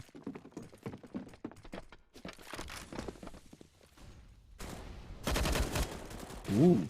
Shabby going to work, but Proud opening things up with the kill on the Blackhawk over towards mid. And mid control almost immediately wrestled from D2D. Savage needs to be Shabby needs to be careful. He's getting pincered. There's one player in vents already, and Shabby's just going to cheekily push up and might just land this kill onto Savage. Might just catch him off guard, but oh, he's made some noise and he's getting spammed through the smoke. And Shabby just unable to control the recoil. The AUG, an impeccably accurate gun, at least almost 100% first shot accuracy. Shabby needs to be careful. He's getting pincered from both directions. Kappa does find Lucky, but he's really, really low, and there we go. Rio Meister does get the kill onto Shabby, and continuing his reign of terror with the headshot onto Kappa. It's down to a 2v4.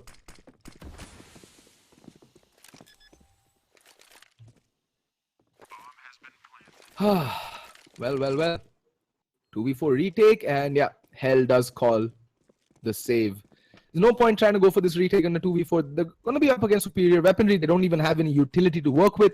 So it's going to be a very tall order, if you ask me. And the best call at this, given the current situation, is to save. And that's exactly what Hellranger has called.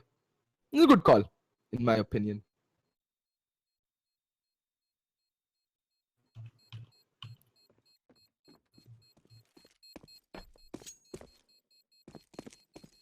Oh, there's some hijinks ensuing on their way out of the bomb site. Savage getting blocked by Proud.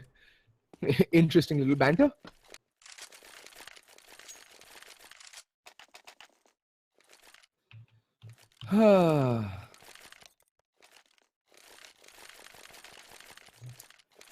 Anywho, with the save, D2D might be able to go for a buy. Still will be stretched. I don't think they should be investing much into this round. They're gonna get 1900 for the next round, so everyone but Antidote will be able to buy. Oh, but it is a match timeout. We have again Kappa dropping from the server. So yeah.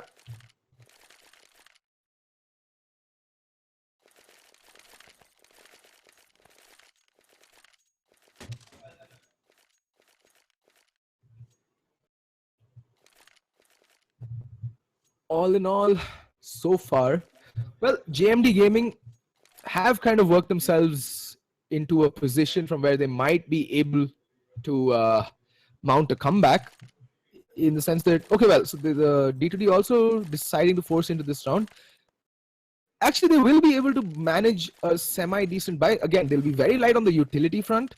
And given the fact that JMD have all the nades and all the weaponry to work with, it's going to be a tall order, but I mean, Hellranger can also buy up full utilities if he, so wishes to do so.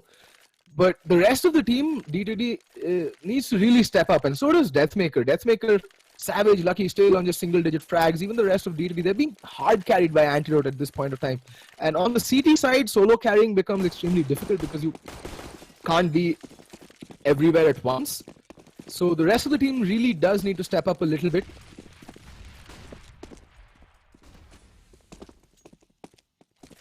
Wait, Where's this? Lucky, did he get timed out? Oh, okay, I don't know what Lucky was trying to do there. Oh yeah, he did boost 2 players up, but Blackhawk opening things up with a kill onto Rio Meister. And again, very heavy mid presence coming out. Hellranger getting smoked off and now smoking himself off. I think he did spot Savage over on towards Hut. Oh, but Antidote goes down. That's the heavy hitter, folks. So now JMD can breathe a sigh of relief. The player who's been doing the bulk of the heavy lifting has been taken out of the equation for this round at least. And Blackhawk also is on half HP. So definitely JMD have a shot at taking this round as well and completely breaking the D2D economy.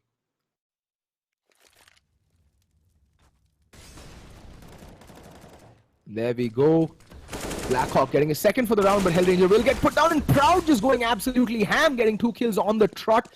And that's the complete A bomb side presence annihilated. And Proud isn't done yet. He's on a 3K. Is a little low on the HP, so doesn't need to aggress unnecessarily. I don't know what he's trying to do. He's trying to line up that Molotov. Will throw it down just to, molly off crossing. Oh, that Molotov does force off the player, but okay, then Kappa and Shabby just get taken down a bit too cheaply. Not a single frag coming in on the retake, and that's 8 rounds on the board for JMD Gaming, and for all intents and purposes, they should be taking that to 9, because actually D2D are in double eco territory. They're losing 2,400. I mean, knowing D2D, they will force buy into the next round, no questions asked. That is their MO. Or modus operandi, for those of you who are familiar with Latin, or CSI, in case you watched that growing up. But it's not going to be a very good buy, so JMD Gaming can actually tie up the scores here if they just keep this momentum going.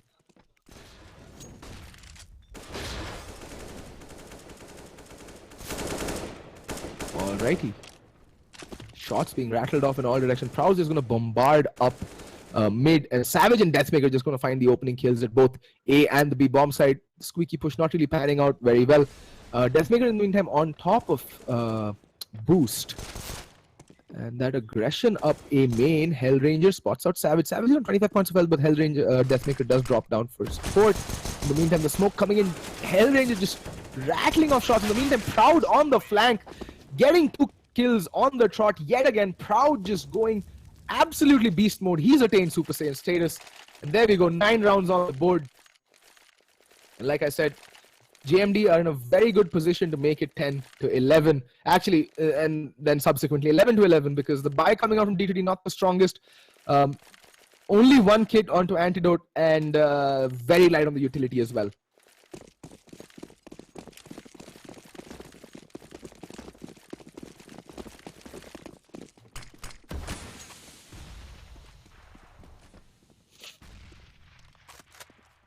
Alrighty, Antidote getting flashed into A main. Not going to find diddly squat, but Proud is looking to peak. So Antidote just needs to show some patience.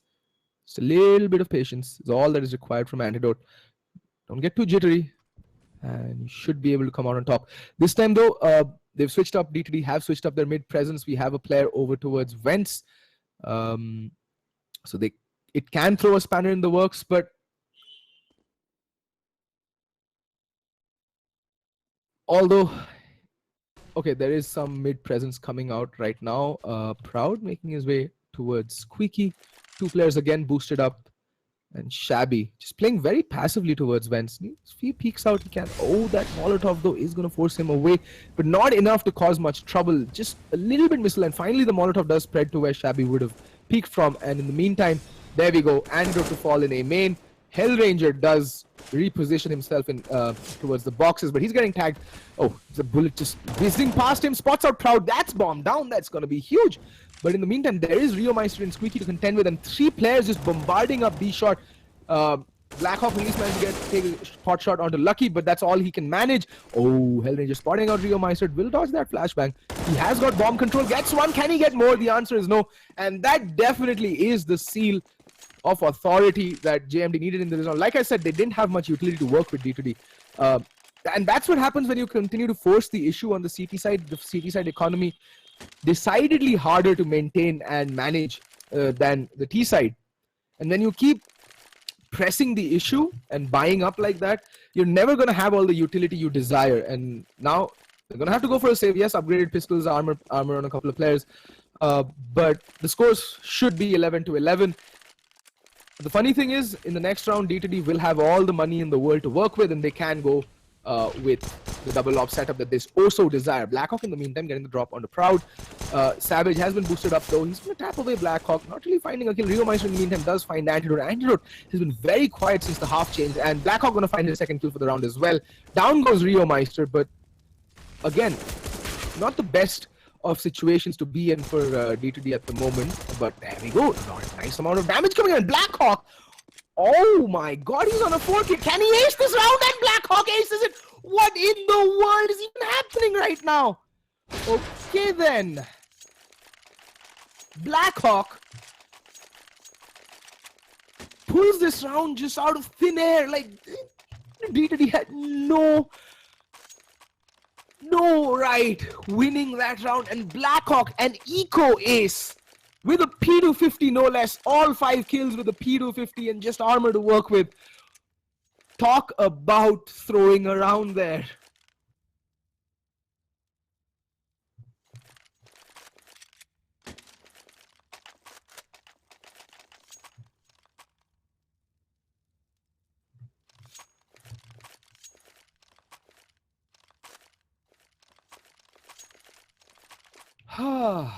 I need a breather. I need a breather. What did Blackhawk do that round?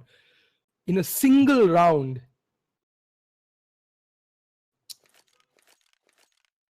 more or less, you know, I think these are the kind of rounds that can actually turn the game for you.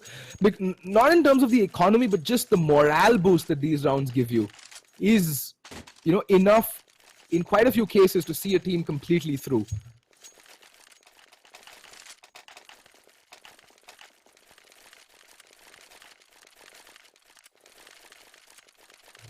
And there we go.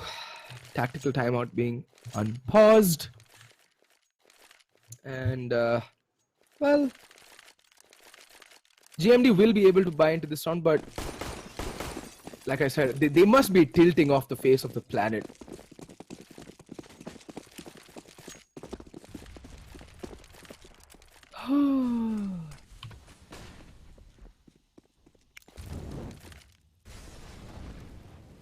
Blackhawk gonna play by Jacob Box, gonna take a little bit of nade damage, nothing too serious or nothing to write home about per se. And again,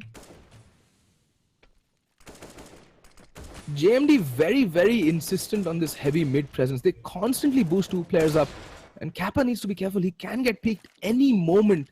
They're like, okay, Kappa just, you know, spreading some misinformation to the opponents by breaking vents. He might have wanted to signal that someone's playing in vents.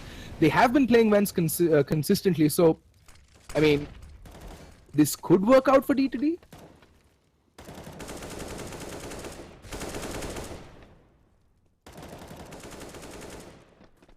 And there we go.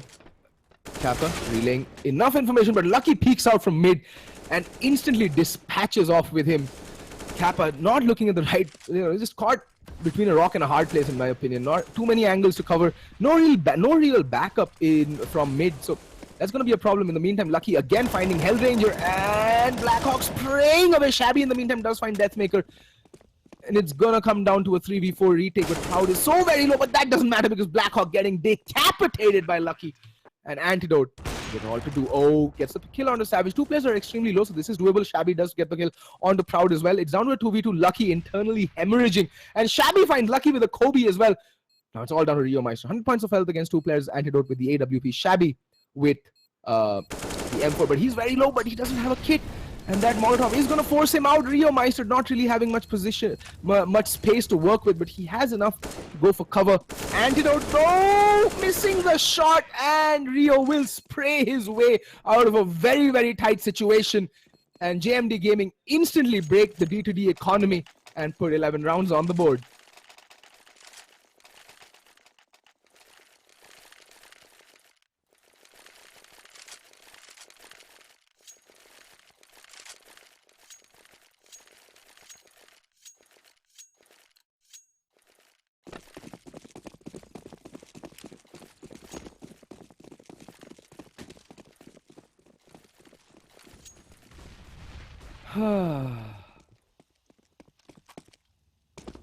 Alrighty. Can Blackhawk bring out the P250 magic yet again is the question. And Hellranger doing the smart thing, boost over the mid smoke, getting the drop on Rio Meister, not expecting that boost to come out. And the force buy might just pay off in the long run. Antidote on the bomb site needs to be careful. There are two bodies moving up mid ever so slowly. Blackhawk, if he times the peak correctly, can catch both these players off guard. But the question is, will he take the risk? And there's Lucky playing way back towards T-spawn, just spotting this B push, which is going to come in now from Shabby. With the UMP at this distance, not really the best of weapons, and there it is, exhibited perfectly. Lucky duck peeking around the corner and dispatching off with Shabby. In the meantime, Blackhawk again has rotated on towards the B bomb site, where this impending B hit is going to come in any moment. The Molotov is going to force him out. Spraying down Savage there. Blackhawk, can he get more kills? Deathmaker having made his way into the bomb site.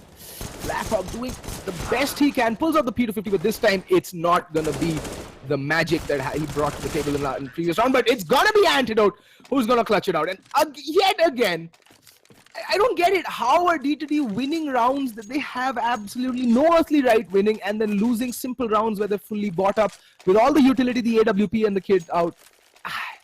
Indian CS, folks, it's just baffling sometimes.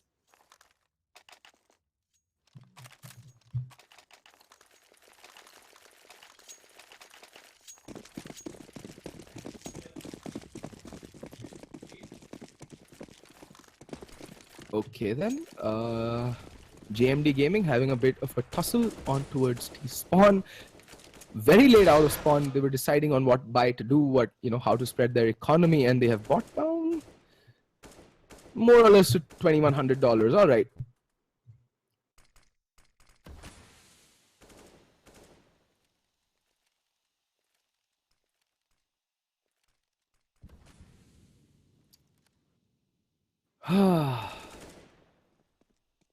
This time, very heavy mid presence coming out from D2D. There's three bodies playing towards mid, at least, well, there were. Kappa spotting out Proud just playing their headshot angle. Kappa needs to be careful. In the meantime, Antidote getting the drop on Rio Meister, who was pushing Squeaky. And Blackhawk, again, needs to be careful, Blackhawk. But Kappa does get the kill on the Proud. And Antidote now can peek out and support towards mid, but whoa, look at that. B presence instantly annihilated. Lucky getting the kill. Savage decapitates Kappa though. Nice 1D again. Somehow, all of a sudden, it's down to a 3v3. And again, it is doable because the bomb will get planted towards the B bomb site, and now the retake will have to come in. I don't know why they've been waiting for Donkey's ears to rotate. Hellranger finally moving off the A bomb site, and they're going to have to wait. They're not going to have much time. There are two kits out onto Antidote and Hellranger, so they have a couple of seconds left to spare.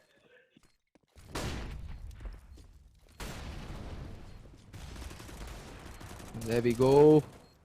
Everyone taking a ton of damage, but no fatalities yet. Okay, they're just playing on the edge, teetering on the edge of the round. There we go, down to a 1v1 somehow. And it's going to come down to Hellranger again. Savage doesn't have time on the bomb. He needs to get the defuse in, but Savage not going to allow it, and Savage picking up that round. It's just, I think both teams just should buy pistols and forget about rifles and just have a, CSGO pistol brawl off in mid.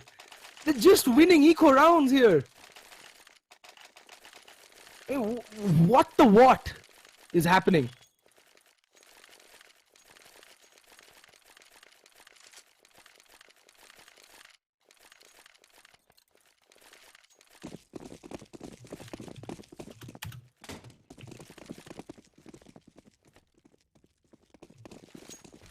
Alrighty.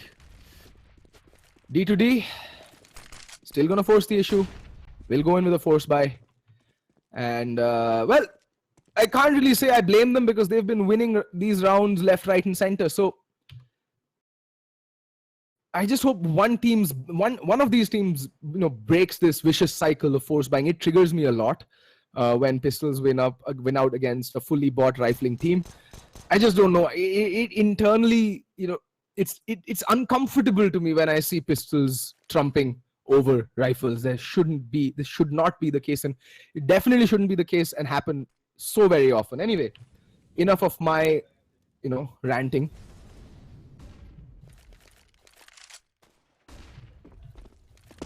There we go again. Mid presence taken by GMD Gaming. Hellranger getting tagged through the smoke. This time, GMD Gaming very, very wise of that boost up towards mid above the smoke. And Deathmaker gonna peek, spots out Antidote. Antidote goes down. Proud. Down goes Proud, but there is Blackhawk still left on the side. This man never count him out with a P250, but there we go. He does get taken out by Rio Meister. And now it's all down to Shabby in a 1v4 with 5-7. Does manage to dink down Savage to 2 points of health, but it's too little too late, and JMD Gaming have finally managed to tie up the scores.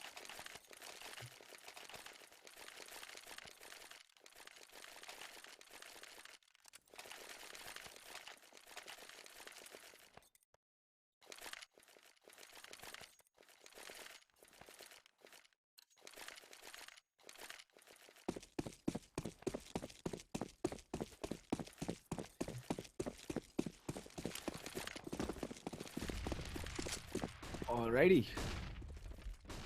Full eco from D to D.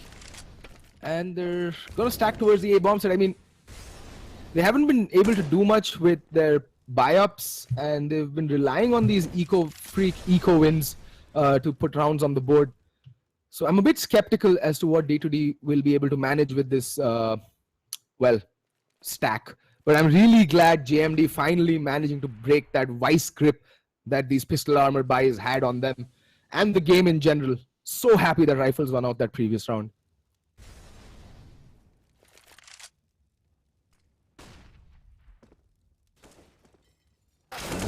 Lucky, ooh, getting insta-dinked, and Hellranger doing a lot of damage on towards Lucky, both on identical points of health, but there we go, the B presence completely annihilated. A very good read coming out from JMD. Big, I don't know, it's near clairvoyance that, you know, they decided to hit the B bomb side when there were 4 players on the A side. Very good call coming out from the IGL of JMD Gaming. And Blackhawk does manage to find the kill onto Lucky. It's down to a 4v3, but let's be honest, D2D don't really have much of a shot taking this round. Kappa getting spotted out and taken down, so that's going to make things even harder. They only have pistols, so at the most they can try and do some economic damage because the money on JMD not really the best either. So if they can manage to take off 2 more guns, but that's going to look highly unlikely because down goes Antidote. And now it'll all will come down to Blackhawk, who's out with a knife. Might try and sneak in a cheeky knife, but I don't think it's going to present itself anytime soon.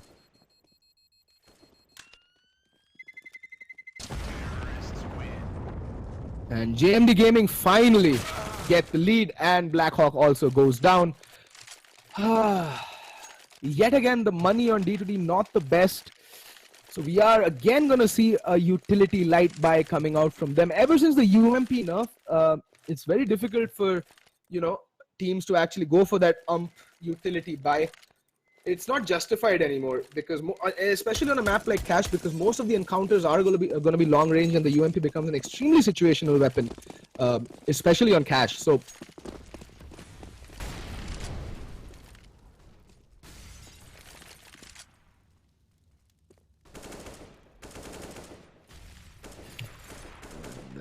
like I said, JMD do look at least have been looking the strongest, and finally some mid aggression coming out from D2D. But Deathmaker is spotting this boost. Oh, they might just have a very, very clandestine meeting on top of boost. Both need to be careful, and Hellranger might just, you know, it might just end up aiming right in between them. At least gets one, but does get immediately traded. And such a trade will always favor the Ts because it's a 1-for-1 trade, and the Ts can at least bunch up and hit a bomb site, whereas the CTs will have to spread their defense even thinner, owing to the loss of 1 personnel.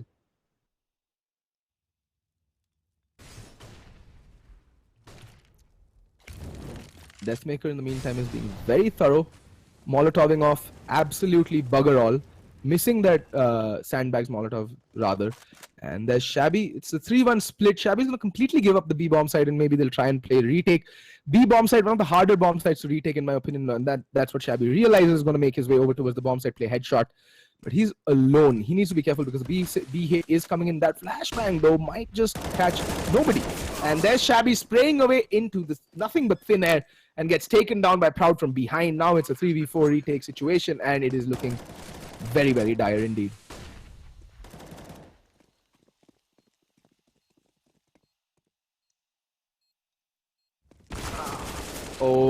There we go. Rio Meister from Z annihilating that save call. Oh, how the tables have turned. Had those two rifles been saved, D2D would have had something to take into the final round. But right now, it's going to be an absolute shit show of a buy from D2D. They're going to get $2,900. It's going to be armor pistols, maybe a scout out onto Antidote or Blackhawk or Shabby, either one of the three. And most likely umps and pistols and utility across the board. Well, at least Antidote might be able to drop a FAMAS over towards a teammate, which can go a long way towards shoring up the defense on at least one of the bomb sites.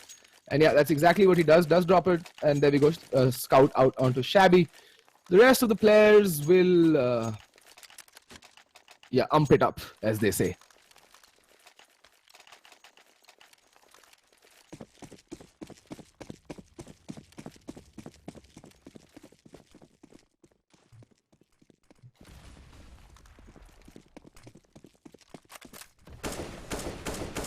All right, Rio Meister. Either the losses or the fact that he had a minor brain fart there and couldn't really aim towards a stationary target, that is the vents, rattling off 3 shots to break what usually takes 1.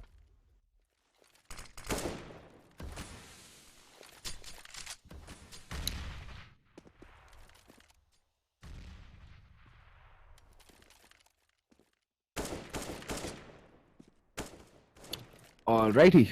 Again, this has been the motto of D2D thus far. They've really not gone for any map control, and they've seeded mid, I think, almost every round to JMD. And Kappa spotting out 2 players over towards B main. That's gonna, well, at least cue in the rotation. And there we go, Blackhawk making his way towards Heaven. But neither of these 2 players have the armaments to engage at this range. So we need to reposition. Proud getting spotted out. Blackhawk taking some damage. Shabby with the scout getting burnt alive. He's completely blind. And Holika. Shabby goes down. Deathmaker finds Blackhawk. Kappa does find Proud though. Playing from first boxes. And there we go. He goes down as well. Hellranger in the meantime coming from behind. Gets 1 kill. Antidote getting the kill on a Deathmaker. And all of a sudden he's down to a 2v2. Bomb down out in the open. So this is doable. Hellranger playing from... well, Sunroom, and Antidote finally finding his form back again, getting a 2k, absolutely essential, and will reposition himself towards Heaven. Savage needs to be careful, might just get seen spotted crossing. No, he doesn't. That Molotov is going to push him off after the bomb plant, and Antidote, immediate action from Antidote, also has a kit onto himself, so he can stick the defuse. It's going to be 14 to 15. Plenty of money still on JMD to easily buy into the next round, but D2D losing 1 too many personnel in that round, so they are going to be on yet again a stretched buy at the very best.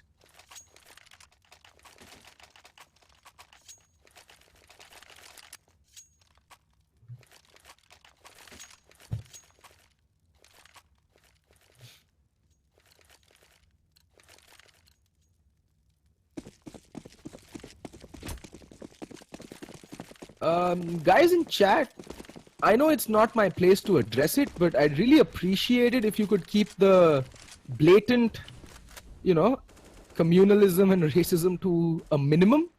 Really appreciate that. It's the internet. If you can't, handle hate, then probably you should, get your line cut. Anyway, moving on. 14 to 15, D2D playing for overtime, JMD playing for it all. Buys across the board. Antidote out with the AWP. This man has been an absolute beast on the T side, but been very quiet on the CT side. He ended the half at 21 frags, but has only managed to pick up 9 in the subsequent half on the CT side.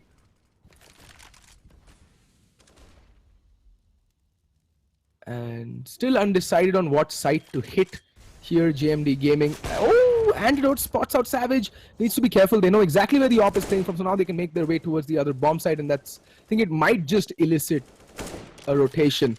In the meantime, Lucky taking a lot of damage over by Boost. Basically, Blackhawk asking him the question, you feeling lucky, punk?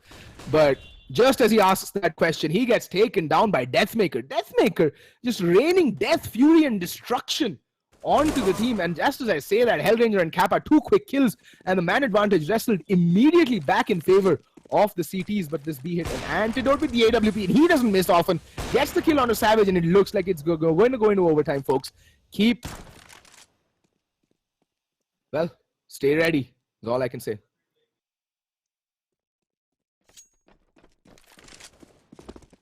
And there we go, Rio Meister finding Shabby, so the A-bomb side is ripe for the taking. Kappa in mid though. Oh, Rio Meister just over peaking, and Kappa ending out this round with a sweet 3K. And it's going to be overtime, folks.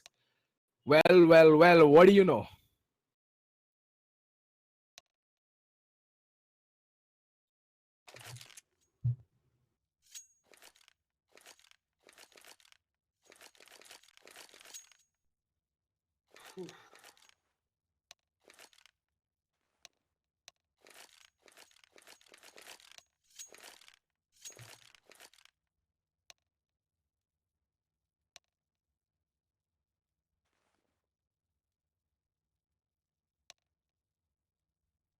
Alrighty, match has been paused yet again, and it is, yeah, a technical issue. Antidote's ping has spiked higher than the Eiffel Tower in a space of milliseconds, so we're gonna wait till that gets sorted out.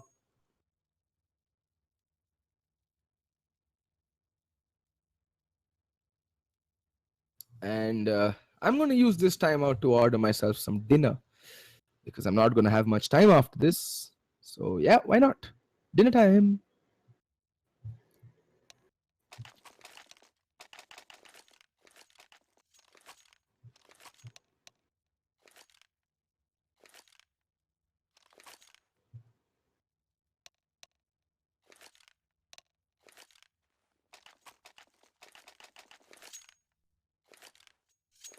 Alrighty, thing seems to have been fixed, and we are back with the game. First round of overtime, folks, $10,000 across the board, so no real question of skimping out on the buys. And D2D immediately invest into a double op setup. Now this can, you know, pan out either way. If they pick up the round and manage to save both the AWPs, it's all well and good. But should they lose this round, they're going to be stretched for money going forward into this overtime. That's one of the biggest drawbacks of this MR6 format. That is, you only get $10,000 to begin with. There we go. Aggression early on from Rio Meister towards A-main and Hellranger, both facing off and coming out surprisingly unscathed. Well, just as I say that, Hellranger finds his face 10 feet from his shoulders. Proud. The guillotine in prime action. Antidote in the meantime also having taken some damage. He's on 29 points of health. Blackhawk will rotate towards quad, and Antidote will take an alternative position over by red on the A-bomb side. And he's got caught with a nade out in his hand, and he gets put down. In the meantime, Blackhawk spraying down Rio Meister, but Deathmaker is there for the trade. Shabby does manage to find Proud in the meantime. It's down to a 2v3 retake situation. Bomb will go down in a bit, and Shabby has to wait for backup in the form of Kappa to arrive. Whoa, that nade landing on Shabby, but Kappa gets killed by Savage, managing to take down Lucky though, so it's a 1v2, but Shabby looking a bit shabby on the HP front as well. Spots out Savage, missing the quick scope, and Deathmaker swings out from forklift, and Shabby also might just give up the AWP. And that's what I said, now D2D's economy going forward is going to be absolutely short. So there's already 2 players on 3K. They really need to win this round, otherwise on the final round of the overtime they'll be on pistols.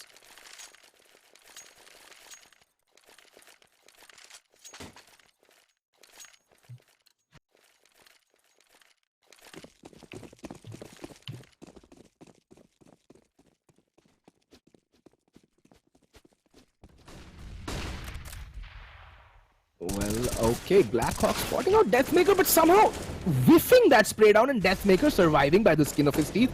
6 HP for him for the rest of this round. And there is a player in Wentz who is forced to fall back because Molotov.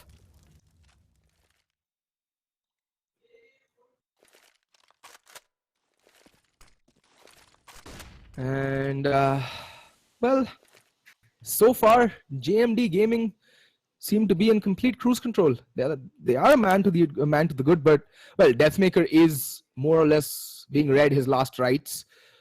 But he's still alive and has an AK-47. So if he finds a lucky headshot, that's even more damage that he can output this round.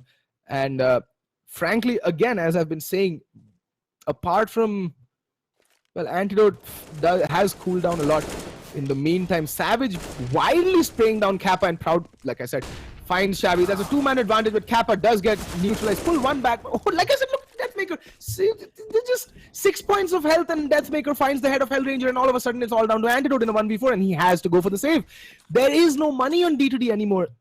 One of the biggest drawbacks, as I've been saying with the MR6 format, is that on the CT side, you start with 10k. If you lose the first 2 rounds of overtime, you just have, there's so little margin for error on the CT side, especially if you decide to go in all guns blazing in the first round with a double up setup and lose. It's just a very, very high risk, high reward situation.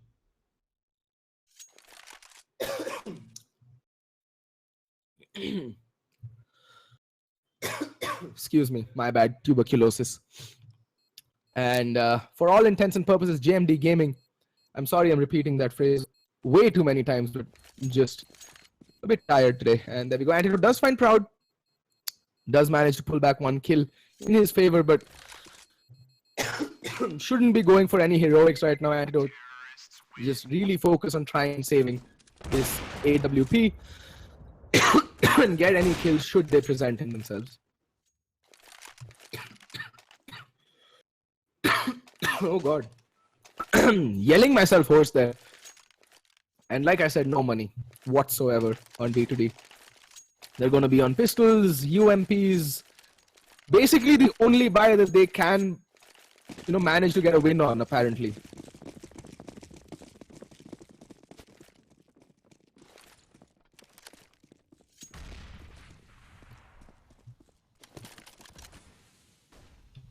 And yet again, zero mid presence from D2D. D2D does this on Mirage as well. They're more than happy to relinquish mid control, but Hell brings that strat out of his playbook only when he has a double op setup. Right now, they don't even have a double rifle setup, let alone a double op setup. I don't know why they're so casual with mid control. Cash and Mirage are 2 maps where mid control is not just important, it is indispensable almost.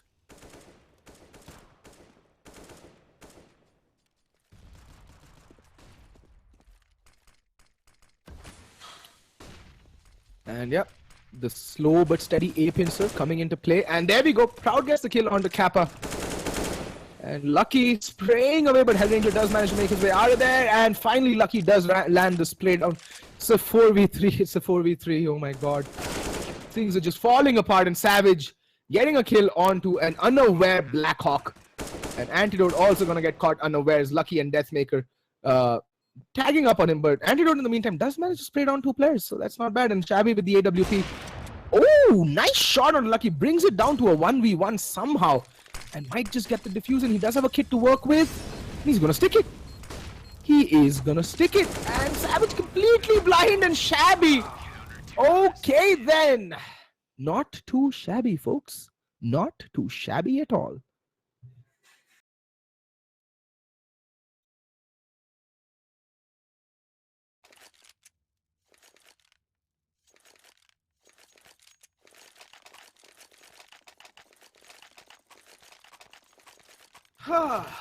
So D2D managed to pull 1 round back on their CT side, and it does look like they do favor the T side more on this map. They had a 9-6 half and then completely dropped the ball on their CT side. So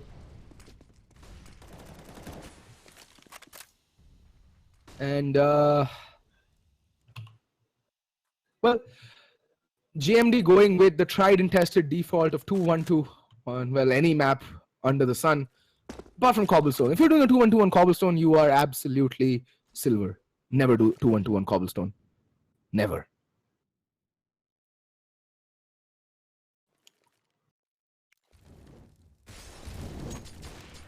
I'm surprised the comment MOSFET hasn't dropped in chat yet. I think there'll be quite a few aspiring engineers among you.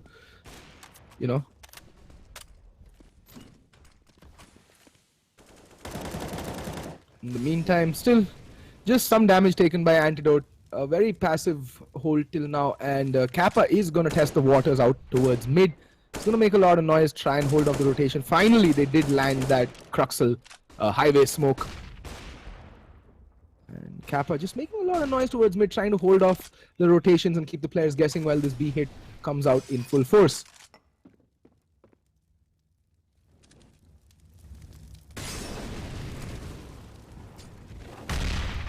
In the meantime, Deathmaker with the AWP.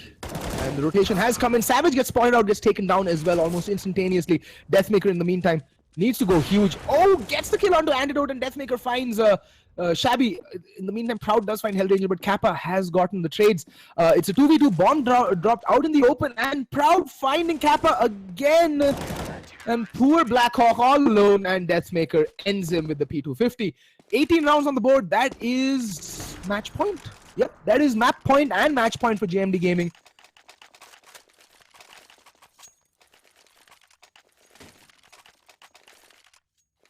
And T2D, well, since they are on the T side, they will have a better buy going into this. It's a lot less punishing, and the double op does come out for JMD. They're throwing caution to the wind, pulling out all the stops, and they need to if they want to win this map. And it'd be a huge win for JMD. The D2D, poised to be one of the better teams in the country. And they have a boot camp, they have salaries, so they have no excuses at this point.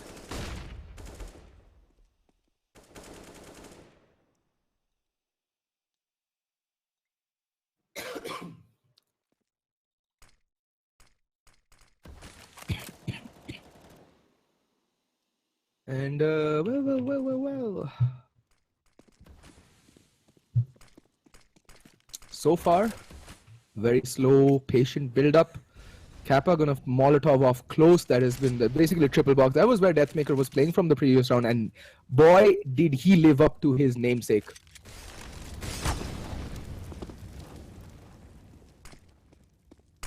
And that Molotov is going to force Deathmaker out of the bomb site, but still, he still manages to make his way back into headshot, gets the first kill. Deathmaker gets the kill onto Shabby. Nice flick onto Blackhawk as well. Oh my god, this man is literally the Deathmaker. Rio Meister does get Antidote, but Kappa is there to immediately trade him. And Deathmaker on his third kill for the map, leaving Hellranger, the captain, all alone in a 1v4. Proud might just get caught off guard. That's Hellranger. Makes a meal of that spray down. Did not need to make it look so difficult, but now they know exactly where Hellranger's coming from. He's in a 1v3. He needs to isolate these 1v1s, and I don't see any earthly reason why JMD should present him with these 1v1s. They have bomb control, and what is Savage doing? But Deathmaker there peeks out just in the nick of time, gets the kill on a Hellranger, and that's the map. JMD Gaming see out the game 19-16 against Dare to Dream. And as always, it has been an absolute pleasure casting for you fine folks. Please do try and keep the hatred minimum in chat next time. There's no need to go off on each other. We're all here for the same thing. We all enjoy Counter-Strike. I enjoy casting it and watching it, and you guys clearly enjoy watching it. So let's just enjoy the game, shall we? Anyway, that's enough preaching from my side for today. See you all tomorrow for yet more amazing Counter-Strike action. Same time, same place, guys. Do hit that subscribe button, hit that bell icon to get notifications whenever this channel goes live. And obviously, please do drop a like. That's been all from Fed for tonight. Good night and see you tomorrow. Bye, guys.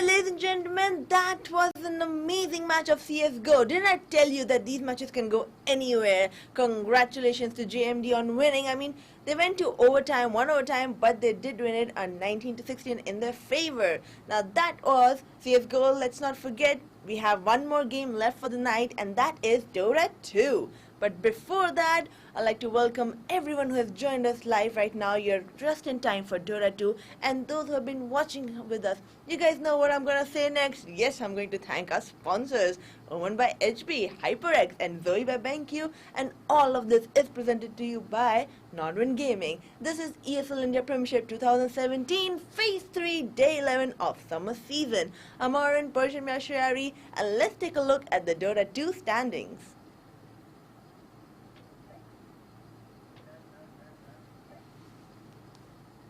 Our Dota 2 standings are, as you all can see, the standings are clear. Entity Gaming is ahead of everyone with 18 points. The team hasn't lost a single match yet. Now we have Aggressive 5 following them at 15 points with just one match lost.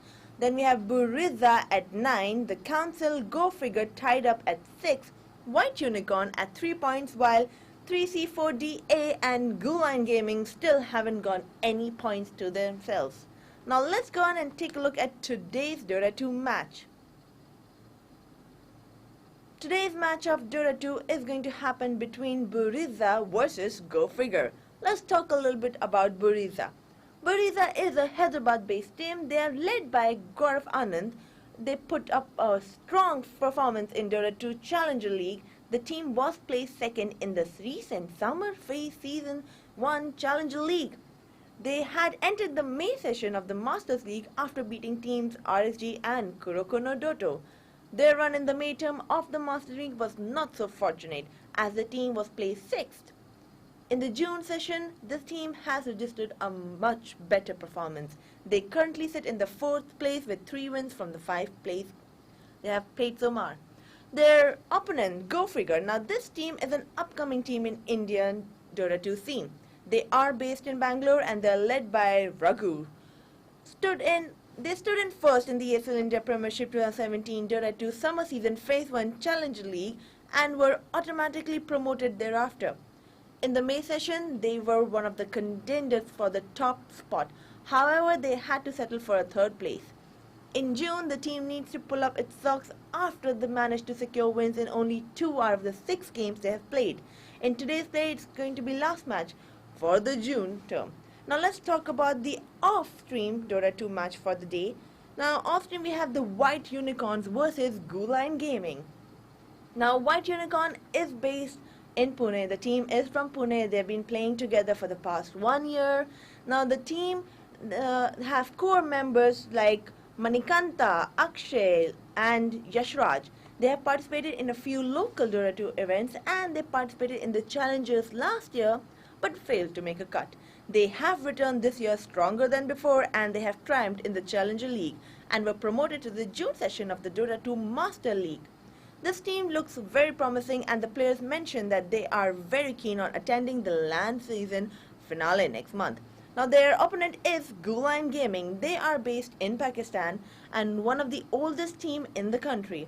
They have been playing ever since Dota 1 days and this team has their eyes on ESL India Premiership 2017 as their first international event that they are participating in, and they finished first in the Summer Season April Starter Cup and were promoted to the Challenger League.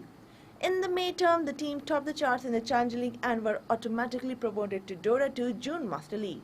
Unfortunately, the journey in the June term has not met with any success so far, but a win today will definitely help them turn their fortunes around.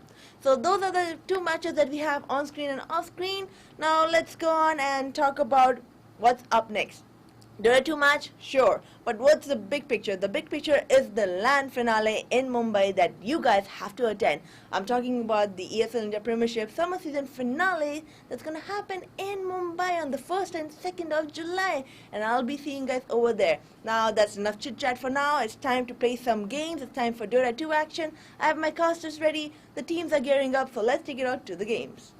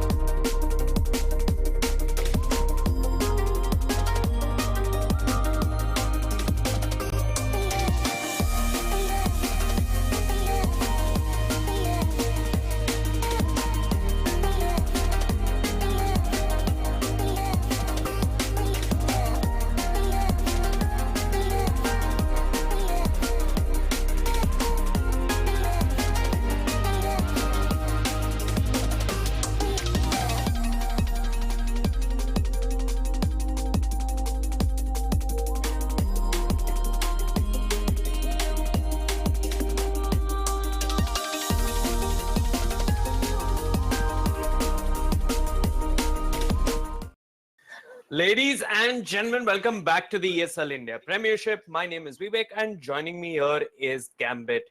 As usual, Vagish, you were absolutely stunning in that segue. And I don't know what it is that you've done with your hair, but you look better than ever. Back to the game, we've got Team Buriza on the dire facing off versus Go Figure Red on the Radiant. Team Buriza, I think one of the funniest things is that what you see in on the stream, I mean, what their team reads as on the team and what the team is completely different. But yeah, they've got Venom back. And yeah, so constant switch-ups in Team Buriza. They're missing that stability which you need as a squad if you hope to progress. But yeah, we will find out soon enough at the LAN. Yeah, but today looks like Team Buriza, they have a previous champion in the mix. Zerisbug, I believe he won with BI last time, so he is there in the... Zerisbug wasn't there, was he? Oh, he wasn't there, I think. Yeah, Batosai and Zerisbug left, right? And I believe Zerisbug was there, and Batosai and Prophecy weren't there. Hold on, Prophecy was never in BI. I'm not saying in BI, in the last finals. Which finals? You're talking about the ESL LAN Season 1 in Delhi? Yeah, Season 1 finals, yeah. Yeah, the Masters, right? In Delhi. Yeah. So the Invisible Wings lineup was Crowley, Prophecy, Evil Ash, who were the two? Pasol, yeah. And who's the fifth? They're offlaner, A35. Yeah. Is that correct? I think they played with A35. While back then, Beyond Infinity were No Chance or Moen. You had Balaji and Swifty. Negi. Oh, yeah. Negi and Zerisbug. I'm not too sure. My memory is hazy because we had a lot of milkshake, too much sugar at that event. But yeah, it was fun indeed. Anyway, back to the draft. You're seeing a first phase Invoker ban. This is the kind of fear that Archmage commands over his opponents. You're also seeing Disruptor getting banned, which is quite respectable because Deliverance is solid on that hero. And Swen, I mean, he's the hot pick of this patch. Almost everybody wants to get their hands on Swen. And it's funny that Bristleback is not seeing any love. Go figure, they've gone for the Magnus.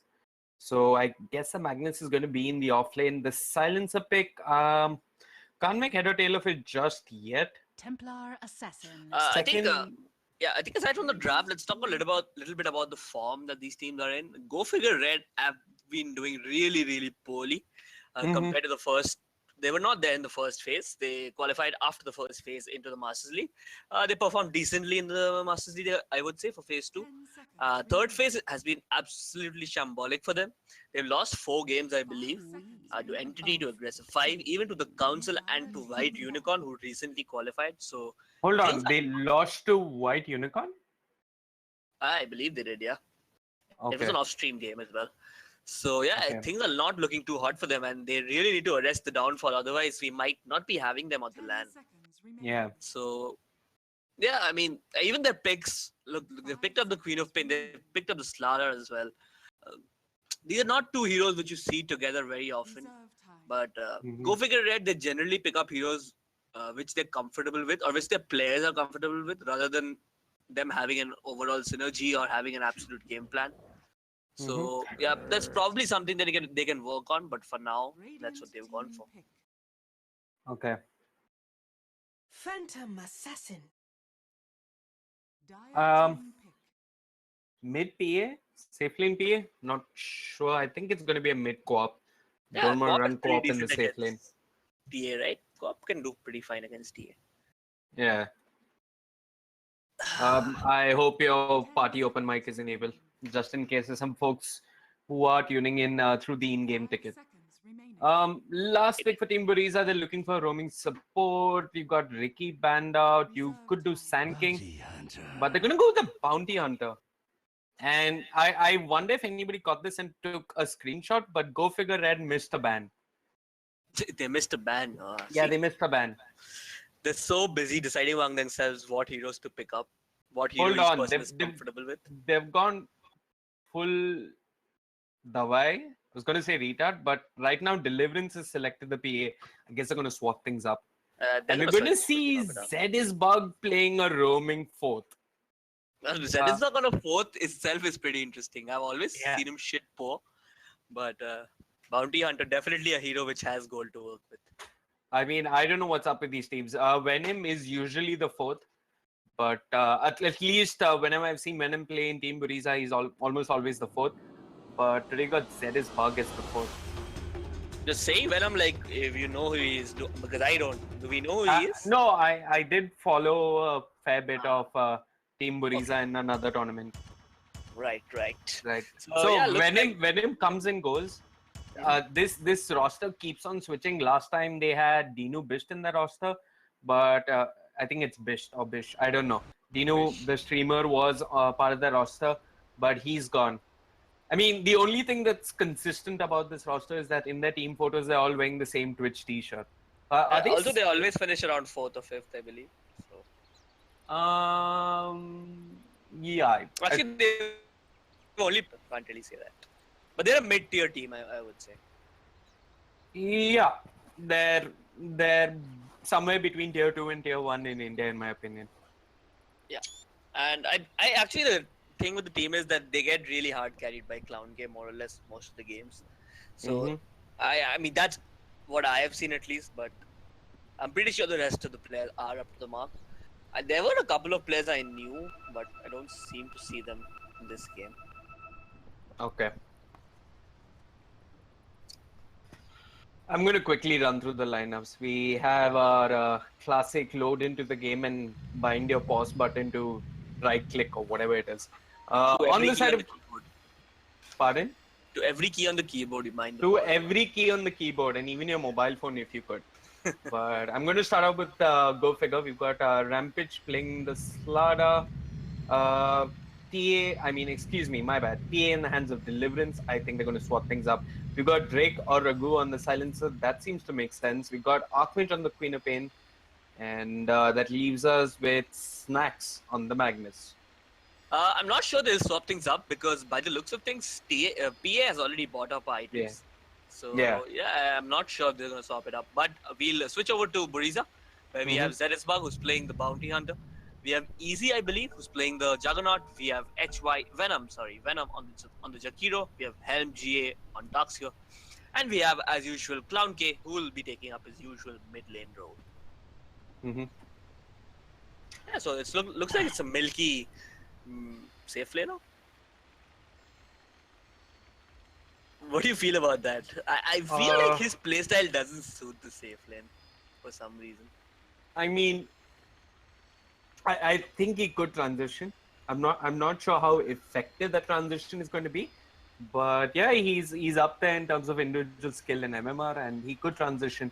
If anything, he's known to overcommit a little bit, and as a carry, you want to be taking fights only when they make sense. So I hope he doesn't make silly mistakes like that. And with a hero like PA, you tend to, I don't know, just blink strike on someone and hope that the numbers and everything goes in your favor. So yeah. I think this is a switch up which happened because of their bad form. I probably think that they decided to switch things up, try out some new stuff, because there's no reason for Deliverance to come to the safe lane. He's actually a pretty famous support player in India itself, so wouldn't see any real reason to switch up other than to try and change things up and hope for something better. But again, that's the problem with these lineups. You're just hoping for things because you're not really practicing milky save lanes. At least I don't think they are. Right. Ooh, Bounty Hunter has a pretty interesting set as well. Yeah. Is it one of the new ones? How do you check? I have no idea. It's a bunch of mythicals and immortals and stuff like that. Okay. Oh, it's Zedisbug. He's rich. We'll give it to him. Drake popped the smoke. His smoke will break. So Zedisbug already doing work. He's holding on to a couple of sentries as well. Drake has no true sight. He's not going to get much done. But go figure, they're smoked up and they're camping that bounty rune without much detection. Not much respect being shown to the bounty hunter. However, Archmage does have a sentry amongst his other items. Snacks doesn't have one. So Archmage is going to be fine in the mid lane for the first 4 minutes or so. Zennisbug on a roaming fourth. This is a first. Yeah, I mean, he's enjoying the retired life, I believe. He plays a lot of Dota, he has a lot of levels on his battle pass. Retired life. You make him sound like he's burning and he's won 5 TIs or something. No, but I did recently see his TEDx talk, though. Mm-hmm. How's it? Yeah, it's pretty good. He says some pretty interesting stuff. Yeah, so I'm not a big fan of Rampage starting out with boots first on the Slara. But that's what you do. I mean, if you're a 4 position Slara or Sand King, you do boots first. I think in this game it's not the right item to have because you can't really harass out Darkseer. And you would rather buy a sentry and try to put a sentry in another lane other than the mid. I think that would have been slightly better than straight up rushing the boots. It's not going to achieve anything, that's what I'm saying. I mean, it might give him that extra move speed to make a kill happen in the mid lane. That's usually the approach from most roaming foes. I mean, at least every game I've seen where there's a Sand King or a Slardar who's roaming fourth, they usually pick up the boots first and try and use their move speed to get some lockdown and maybe result in a kill. Henry starts out with 3 Iron Shells and 3 creeps, 1 timed out. And there's Rampage with the boots. There's no Slitherine Crush. I mean, there is Slitherine Crush available. There's no Surge on MGA, but they're not going to bother. I didn't get your predictions for this game. Who do you think is going to take it? And let's not look at form. Let's just purely look at the draft. I think Magnus PA. Go figure. Okay. Give them the advantage. Definitely have. I mean, generally PA is not bad against Juggernaut as well. So just overall carry on, carry out. I have to give it to Go figure. I also think that the mid lane is a matchup that Archmage should be winning. He's done something terribly wrong because I wasn't keeping eyes on the mid lane. But yeah, Clown K has had the better start. Zennisbug, I mean, he's just been hanging around the mid lane leeching EXP, but that's enough to keep Archmage on his toes for the time being. He didn't really do anything wrong. It's just that from level 1 there was the presence of Zennisbug, which actually put a little bit of pressure on him. Yeah. But that does mean that PA and the rest of his team are having a decent-ish time. They can actually manage the equilibrium even though there's a Darkseer. Because they know that there is no rotation coming from the boundary to try and harass them. So, yeah, even though the Darkseer gets his farm, which is almost impossible to prevent from this sort of a tri-lane, they're still safe and they're still farming, you know. So that's something they have going in their favor. Yeah, now it's even harder. Darkseer has hit 2. He's got Surge available. It's going to be hard for him to be brought down by anybody on the side of Go Figure. But we see Rampage make a rotation into the mid lane. They drop a sentry. He's got the boots. He's got the sprint. Takes the melt hit, runs right back. Yeah. But look at this. This is why you pick up Bounty Hunter, I guess. Zennisbug with the Iron Shell, doing a little bit of damage, but walks into a sentry, which is by the trees for the side of Go Figure. It's a quiet start, and I guess is the kind of start you want if you Go Figure. You want PA to be as farmed as possible, and PA really needs some farm to be effective. A PA without farm doesn't do much. So it's not like the Juggernaut where you have the spin damage and you have the Omni Slash. You need that Desolator coming up early. You need that maybe a BKB or a Vlad, depending on what you go for. It should be the Vlad. It should be the BKB this game. There is a Jakiro or Darkseer. But let's see what he goes for. I think it's fine if he goes for the Vlad as well. Gonna drop down the net worth. You've got 2 heroes on the side of Team Buriza sitting at the top, the Juggernaut and the TA. Archmage not having the most fun in the mid lane. But what's surprising is Snipes is getting a fair bit out of his offlane. I mean, he was just recently forced to TP out. But the good presence of mind having the TP in the first place, knowing that the Jakiro didn't have that Ice Path skilled up. So, yeah. Yep, no Ice Path on the Jakiro is no lockdown, Snacks is free. Yeah. Mid lane still going. I think Archmage has done reasonably well to catch up. He's just sitting 5 creeps behind, but Zeresbug still sticking around here, trying to make something happen, but I really think this is not going to be possible. But look at this, there is a smoke rotation coming in from Snacksex and the Slara. Will they try and get up close? They're smoked up. They've got the Arcane Rune. Is Clown K going to get out of this? He uses the meld. Have they got detection? Well, they just pulled him right back. He pops the Fairy Fire. They got the Shockwave. And they open the scoreboard. Beautiful stuff coming up from Go Figure. He tried to be cheeky with the meld play, but there was a sentry and they dragged him into the range. Yeah. So, yeah. Quick thinking from Snipes. Look at this. Zed is bug. Life is fun. I've got the Iron Shell. And he's going to make Deliverance chew through his consumables. Queen of Pain, what are we looking like in terms of items? I mean, she started out with the double nuns, but I honestly don't think she'll be going into a Veil. I actually like to use this game. Yeah, I think Veil is also fine. The stats on Veil is really good. Yes, the stats on Veil are good. It's got a very achievable build-up, but it's a whole lot better if you got someone on the team who benefits from it.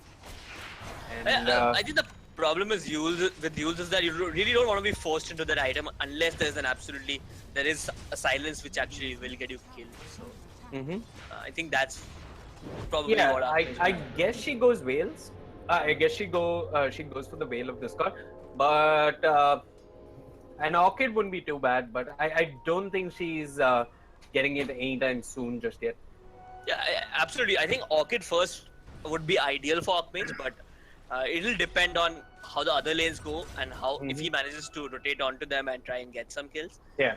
If he manages to do that, then yeah, the Orchid first definitely will work. But I agree. He's looking for a couple of levels before he looks for rotations. He jumps in on the mid lane on Clown K, who does go into invisibility with the meld. And he's just going to sit there away from his lane. Archmage has pulled ahead in terms of EXP. He's getting closer to 7. That one death on Clown K did cost him a fair bit. Yeah, also the fact that Zeresbug decided to stick around the mid lane for quite a while. And yeah, Magnus, he's also started putting points into his Empower. Which means, yeah, even though PA, he's had a slightly difficult lane. Not a very difficult one, but a slightly difficult one. He'll still be able to catch up on farm. If not pull ahead of the Juggernaut when the Empower does kick through. Right. Both offlaners, well, they're pretty much kept to themselves other than that one rotation coming out from the Magnus. But Rampage goes in, the crush is there, mid-sprint, I mean mid-surge actually, and the body blocks, they're beautiful. Deliverance gets a kill. Similar story happening to Magnus, I think. Yeah, Magnus gonna fall as well. I missed that. Was that a little bit of Iron Shell action? No, no, it really wasn't. They just walked up to his two camps and the rune spot. Right. But he actually figured that it was coming and he moved out towards the ancient area. But then, seeing that his team got a kill, he felt confident enough to move back in, and that's when they got him. The bounty is actually pretty decently leveled. He's sitting at level. Yeah, that's because he was sitting at mid lead speed for a majority of the game. Anyway. And of course he did participate in that one kill. Look at Archmage trying to taunt that blink onto the double damage, but Zeresbug stoic standing there on that root spot, protecting it for his mid laner. Ends up taking it also. Yeah, Clown K would have liked it in his bottle. Not sure what happened. That's what Archmage was trying to do. Force Zeresbug to take it. Okay. He faked out the blink twice to. First time Zeresbug didn't fall for it, but the second time he was kind of hastily picked it up. Okay. So it looks like Deliverance is going for the Mask of Madness on the PA. Are you a fan of this? I think there's a lot of AoE that Buriza has to work with. The Iron Shells, the meld strikes, Yeah, but you do lose armor when you pop the Mask of Madness, so that is something worth considering. Anyway, Deliverance, Zeresbug is on top of him, but can't do much beyond the point value. How about the offlaners looking in terms of levels? You got HMGA sitting at level 4, closing in on level 5. Magnus doing a whole lot better. And this is going to really help Go Figure. An early RP could be another kill. The network UI has changed up, so I'm actually having to drop the network chart, and it's not much of a lead, but it is something. 500 in favor of Go Figure. The EXP is dead even. It's been a rather quiet early game. You can't see the net worth anymore on the below the timer. Wow. No, it shows when it shows its percentage when it crosses a certain level. Yeah. Anyway, mid lane, they've got the dust. They're sprinting ahead on Zetisburg. Are there TP rotations that are going to come in to punish this? Here comes Shakiro, but he might be a little bit too late. He's got no ice part to work with. Throws out a cheeky hit onto Archmage, puts his wings on fire, and Archmage, he's running towards the shrine. It's the wrong one. He will go down elsewhere. Juggernaut with the Omni Slash accomplishes nothing. So they lost the Slada, they lost the Queen of Pain, and all they got was a Bounty Hunter. That is not the kind of fight you want to be taking if they Go Figure. They would have lost the Silencer as well, but a little bit unlucky on the Omni Slash bounces, just bouncing to the far creep. The only creep as well, so a little bit unlucky for the Juggernaut. And his first rotation doesn't result in him getting a kill. Right. But I think that's something Buriza is still okay with. Okay, so Archmage has gone for the Veil. Yep, there it is, the MOM picked up by Deliverance. Can't say I'm a big fan.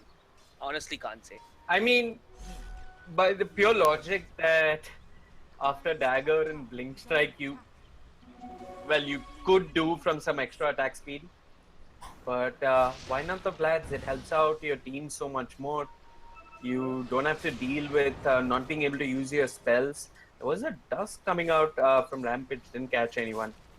Anyway, something works, you win with it, and that's how an item becomes part of the meta. And maybe Deliverance could show us a new way to play the Phantom Assassin altogether. Okay, Deliverance, the meta breaker. The meta breaker. Drake is there with the last word onto Zetisburg. There was the surge, but the crush comes in from Rampage. And there's that MOM. Clown K, this is something he likes to do a lot on pretty much every hero.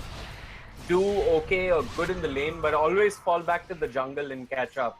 And I haven't seen a mid laner in India who does this as effectively as Clown K. But Archmage, yeah, Archmage sees this as an opportunity to apply pressure on the mid lane. Zetisburg, he's leeching some more EXP in the mid lane. He's got the track available. Clown K did pick up an Invis rune, and along with the refraction charges is making a wraparound, but Zetisburg brought down. Clown K, nobody to work with. But Venom is there. Clown K pops the refraction. No lockdown to deal with the blink coming out from the Queen of Pain, and Archmage is fine. Yeah, quite a bit of a mistake, I would say, coming out from Zetisburg there. Going for that play TPing in right in front of Archmage, like he doesn't have a Veil, like he doesn't have a Sonic Wave to work with. I think retirement has made him a little bit rusty. Yeah.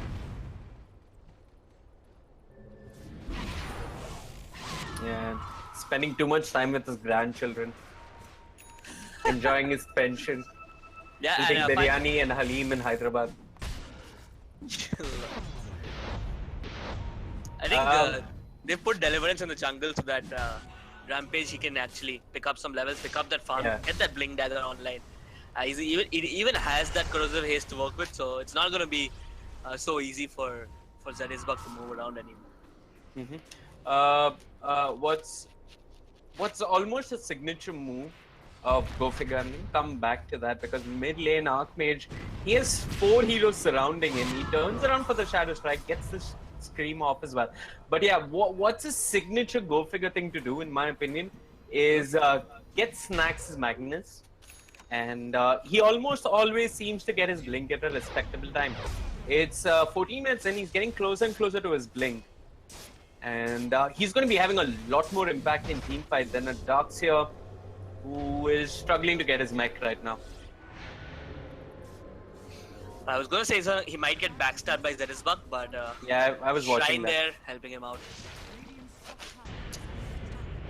Last word on to Zetisburg. Has the Silencer got detection? Yes, he has. Rampage comes in. They've got the Corrosive Haze. He skewers into the middle of the Bounty Hunter. Lets out a Shockwave, gets the kill. And there we have it, the Archmage. Blink Dagger picked up. Archmage, he's already pushed out the mid lane. Yeah, Nice he's to take pushed out the tower. mid lane. Snacks is getting his Blink Dagger. Rampage heading towards his. Could benefit from a little bit of time in the lane, and it looks like he'll do that. I think he would have So, had yeah. a kill on the TA if he committed to Sonic Wave. But I think I he missed thought he that. was getting baited with the refraction there. Unfortunately, it was on cooldown and kind of a missed opportunity for Archmage there. So Archmage is going for the Yules. Will help him tank up an Omni Slash. And yeah, makes him a little bit harder to kill. Decent mana region. He's got a fair bit of right click damage coming out with the Empower. It's only level 3, but it's already doing a fair bit. Meanwhile, retired pensioner Zedis Bug making deep progress into the enemy's safe lane. You said 4 positions Zetisbug, but he still looks as poor as his BI days. Yeah. Might be rich in real life, but he's But still it's looking going to pretty take poor, just yeah. a couple of track kills for that to change, right? But go figure, they're not going to wait. They've got the MOM, they've got the RP, they found easy, out of position. Khan, Blade Fury, and TP out for that one. And Deliverance ends up picking that kill. I am really curious to see what Deliverance builds into from here. I mean, he's got the MOM. What's his next item going to be? It looks like it's going to be the Desolator. At least that's what he has in his quick buy. Yeah, that's a pretty obvious item coming out from Deliverance. Desolator PA, one of those things which can't go without each other. Well, go figure, the team fight is only getting stronger. Rampage about 250 gold, 350 gold away from his Blink Dagger. Excuse my math. Mid lane Clown K out of position. They got the last word and the Arcane Curse. No lockdown and no follow-up damage. Is Archmage going to rotate into the mid lane? Nah, very easy. I think what's interesting in all of this is that Rampage has managed to actually farm up enough money. He's gonna get his Blink Dagger pretty soon. Yeah. And I think the game is gonna get infinitely more hard for Buriza at that time because there is the threat of that Blink Uppy, that Blink Crush coming in from the starter, and I think whoever gets gone on pretty much dead for sure with Archmage's burst damage. But I do like what Team Buriza are doing. They've got the Jakiro, they're trying to take objectives. They did get the safe lane tower, but MJ is going to pay with his life. He did have the buckler, but he's missing the recipe for the mech. Yeah, it's not been the most efficient bit of play coming in from the Darkseer, to be quite honest. You generally see Darkseers pretty farmed at this point, and a mech would do his team wonders. Right. It's time he rotates into the jungle instead of coming to lanes, because it's not like anyone else is taking the jungle. Clown K was taking the jungle for a while, but I think this is in this patch with the jungle pre-spawning every minute. It's still okay for 2 people to shut the jungle. Yeah. Dodge being attempted by Clown K. Looks like it's going to go unpunished as well, but there is a TP coming in from the boss Queen of Pain. Ooh, they've caught easy with the RP. The Sonic Wave is there. The Skewer will miss. But Snacks ends up getting the kill with auto attack, if I'm not mistaken. Clown K is sneaking a Roshan. And if anybody peeked, he'd be caught with his pants down at around 160 HP. But he's going to get away scot-free. Meanwhile, in the India-Bangladesh match, India needs 73 more runs from 120 balls. I was actually going to alt-tab and check the score, but thanks for bringing that up. Just give me a moment, there's someone at my door, and apparently there's no one in the house. Okay.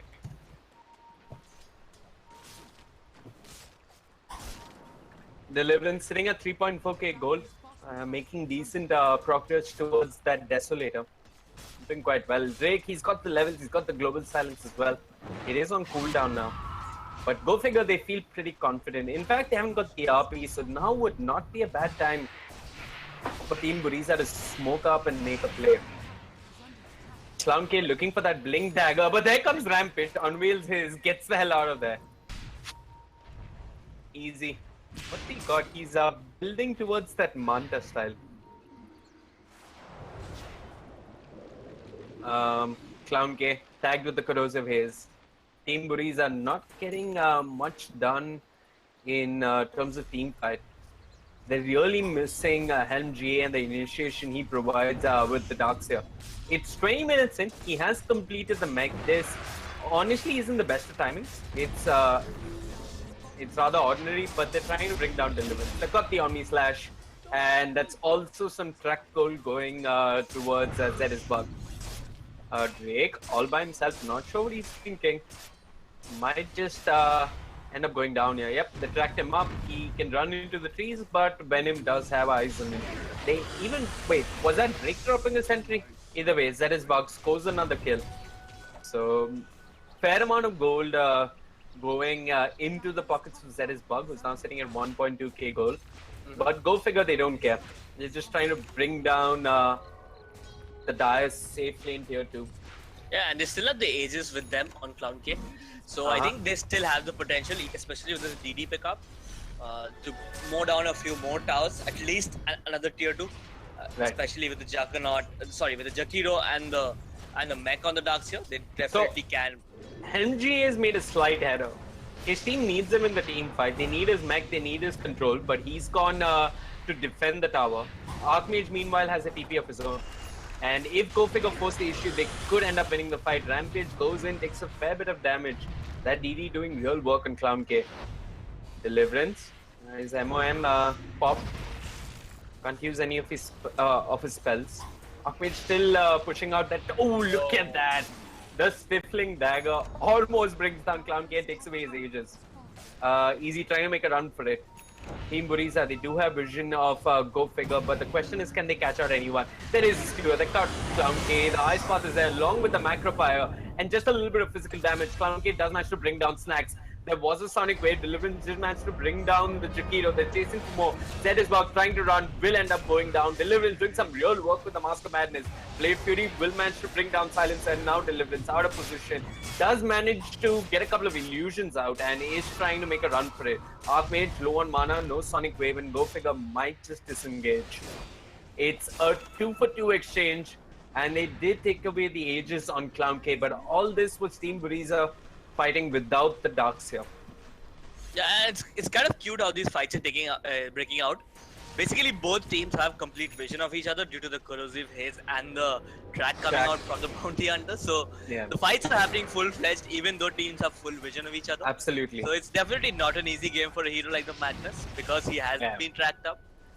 So it's very interesting how these fights are happening actually. It's like when you play CS and you're hacking, but the other guy is hacking as well, and it's two hackers going at it with complete vision. Absolutely. I'm going to look, speaking of vision, I'm going to look at Dire Vision. They've got a fair bit of aggressive vision.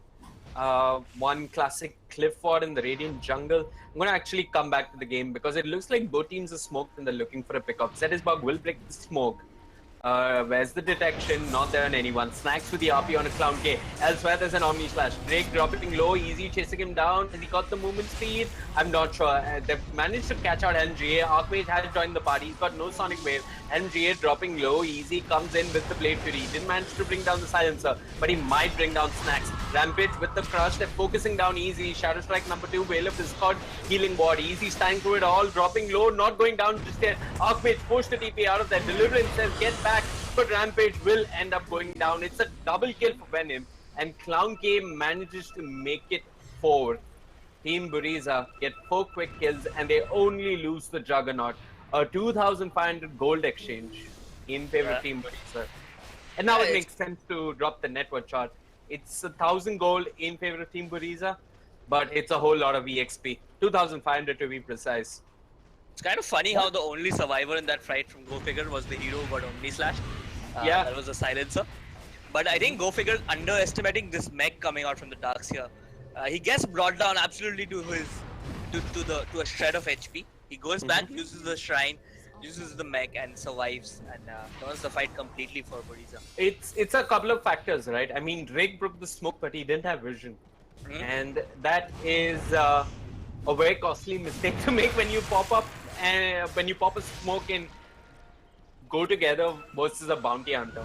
Absolutely. So his smoke broke. He didn't have vision. Snacks, I mean, he tried to just blink in and hope to catch someone in the backlines with an RP. All he caught was the TA who had refraction on, and there was no follow-up damage because Juggernaut ran straight at Go Figure, popped the Omni Slash, forced all of them to back out. I think at this point it's really hard even for a carry like PA to solo jump any of the supports or any of the heroes for that matter, because Darkseer is not an easy kill. Neither is TA, nor is Juggernaut, even Bounty. You know on what? Juggernaut is- If they had vision on Zed's bug, I'm pretty sure Deliverance would have bought him down in a couple of hits. Especially now with the Empower, which is practically double damage. He's sitting at 102 plus 155 damage. All of that is not the Empower, but it's a significant amount of damage. Yeah, that's true, but I think Deliverance. Come is a on, little Zed's scared to bug jump is an in. easy kill. Zed's Yeah, bug is he's an easy kill. definitely an easy kill, but if you blink in onto him, you might get Omni Slash. While Right. Juggernaut does have that slightly defensive set of skills here. Speaking of the Omni Slash being the main source of damage for Team Buriza along with Clown K, do you think this is one of the games where you build something defensive on the PA like the Manta style as opposed to the BKB? Because it's not as if Jakiro and Darkseer are your biggest problems right now. It's mainly the physical damage, right? Coming out from Clown K and the Juggernaut. I don't know. I'm not sure. It's really hard to say. BKB is one of those items which is almost necessary. It gives you even if license to go YOLO. Yeah, even if there's one support with a decent set of magic skills on the other side, I think it still makes sense to go for the BKB. Okay. It's one of those underrated items on PA. Also, do you think this could be one of the games where either the Juggernaut or the TA, well, maybe Juggernaut could build a Silver Edge, but right now they're going for a BKB themselves. I guess part of this is to deal with the global silence. Not sure if it has that much of an impact on Clown K, but he feels like he needs the BKB. Of course, you do not get slowed down by Shadow Strike, but Sonic Wave still hits. So it's fair. I guess he doesn't want to deal with the global. Juggernaut has the Manta style to deal with the global. Yeah, I think by the time they have their next set of items, I believe it should be the Diffuser on the Juggernaut and a BKB on the TA. Even Roshan will be up by then, and if they can secure themselves that Aegis, I think the game will get very, very, very hard to go figure. Right. BKB Aegis on Clown K gives him license to do absolutely whatever he wants, which means jumping on the silencer, forcing out a bad global silence, and then taking the fight from there on. So that is something which Go Figure have to look to prevent. The TA traps are giving a lot of vision in the Rosh pit here, so not a very easy task which Go Figure have. Right.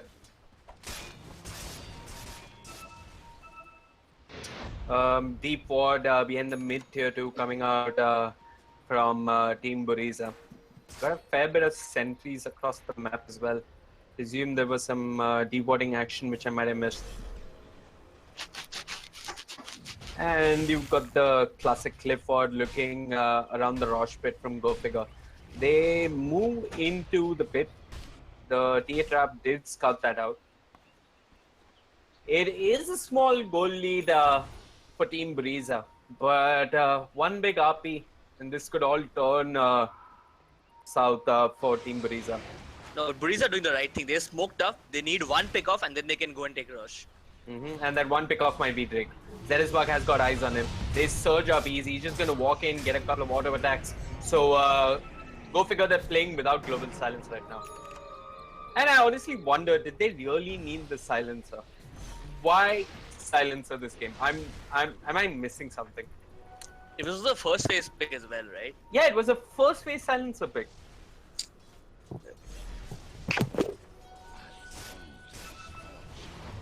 Gambit, are you there? Okay. Anyway, Team Buriza, they're moving into the Rosh pit. They're hanging around the Rosh pit, in fact, and Clown Kid did manage to scout out Rampage, but Rampage able to blink out of there in time. Zed is bugged. He's got a track on the Slada. So they do have vision of him. Archmage around the Rosh pit with the Shiva's guard will manage to find Zerisbug out of position. And now Go Figure have global silence. They pop it. Deliverance pops the BKB, tries to man up, but he's manning up versus a Juggernaut who's got Omni Slash. Easy. Omni Slash committed. Not much damage to work with. Pops the Blade Fury, panics, gets the hell out of there. Clown K giving chase. They want Archmage. He's uled up into the air. In fact, it's his self-heals and he's going to blink away. He's safe for the time being. But elsewhere, Vacuum Wall that got Deliverance brought him down. And 2 cores fall from the side of Go Figure. Go Figure not finding the initiation that they're looking for. And a fair bit of credit must go to Zerisbug on the bounty hunter. I guess is the point you pick up a gem. If you're looking to contest Roshan, you either go in with like 10 sentries around the Rosh pit, or you just have a gem. Because I think the fact that they popped Deliverance's BKB very early in the fight, it was already a very clutch moment at that time, because it meant that PA couldn't really jump onto the backlines. And yeah, even though the TA's BKB was wasted as well on the co-op, it still meant that Buriza had a bit of an advantage coming. Right. Drake held in place with a lot of haters. Venom on the Jaquita doing a lot more as the R5 compared to the Silencer right now. And 30 minutes in the game, an Aegis on a hero and a Cheese on another co. This is really hard for Go Figure to deal with.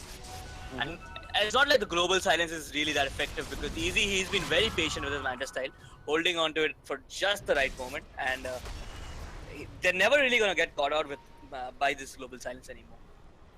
I have not seen anybody get caught out with the global silence. It's done nothing. Exactly. Anyway, Go Figure, they're grouping up, they're marching down mid, they've got the RP. Silencer is respawning in a bit. I'm not sure if that makes too much of a difference. They've got Empower Deliverance, they just want to walk into a man fight. They think they've got physical damage, and maybe with a decent RP, they can manage to bring down Team Buriza. But Team Buriza, they're grouped up, they're pushing through the top lane, and they've got an Aegis. And so, they have one more item, which I hold on. It looks like some sort of base trade is happening here.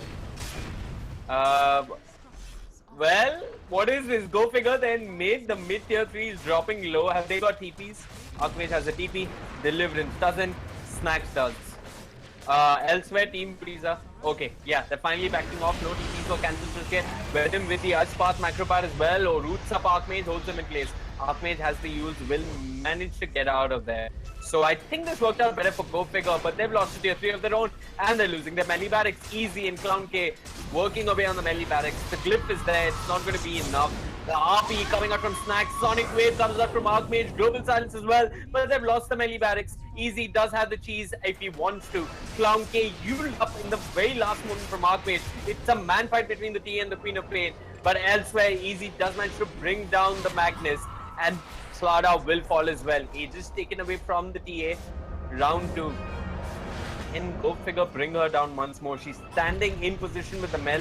This time they've got detection, and this time Deliverance sees Zerisbug, brings him down. He's caught in place with the Ice Path and the Rod of Haters. Pops his BKB, charges up his MOM. It finally wears off. He's got the Stifling Dagger. He's giving chase, and GA too fast. The damage not enough. Clown K still in the base. Finally goes down. A mega kill streak being taken away. But the damage has been done, and Team Buriza claim a melee racks, a lane of melee racks. I think overall, in the grand scheme of things, Go Figure will be pretty happy with that.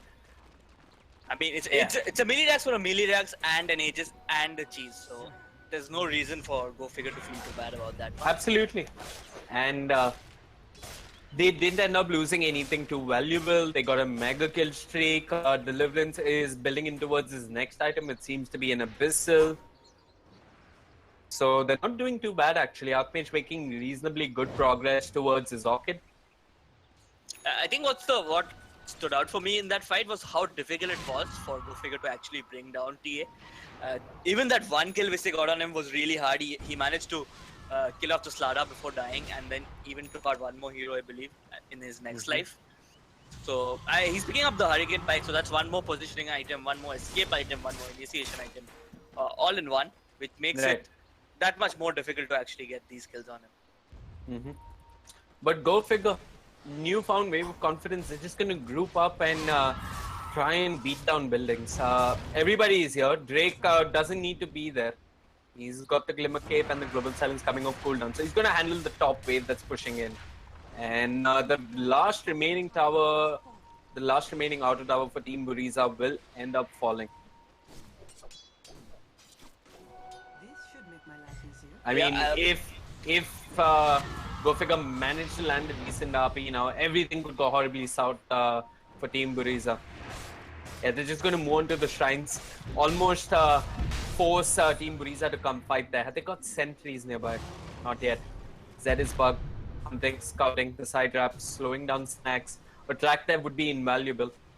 But Surprised he didn't throw a track. I think he was a little scared of. no, it was mid animation, but snacks managed to blink out of there just in time.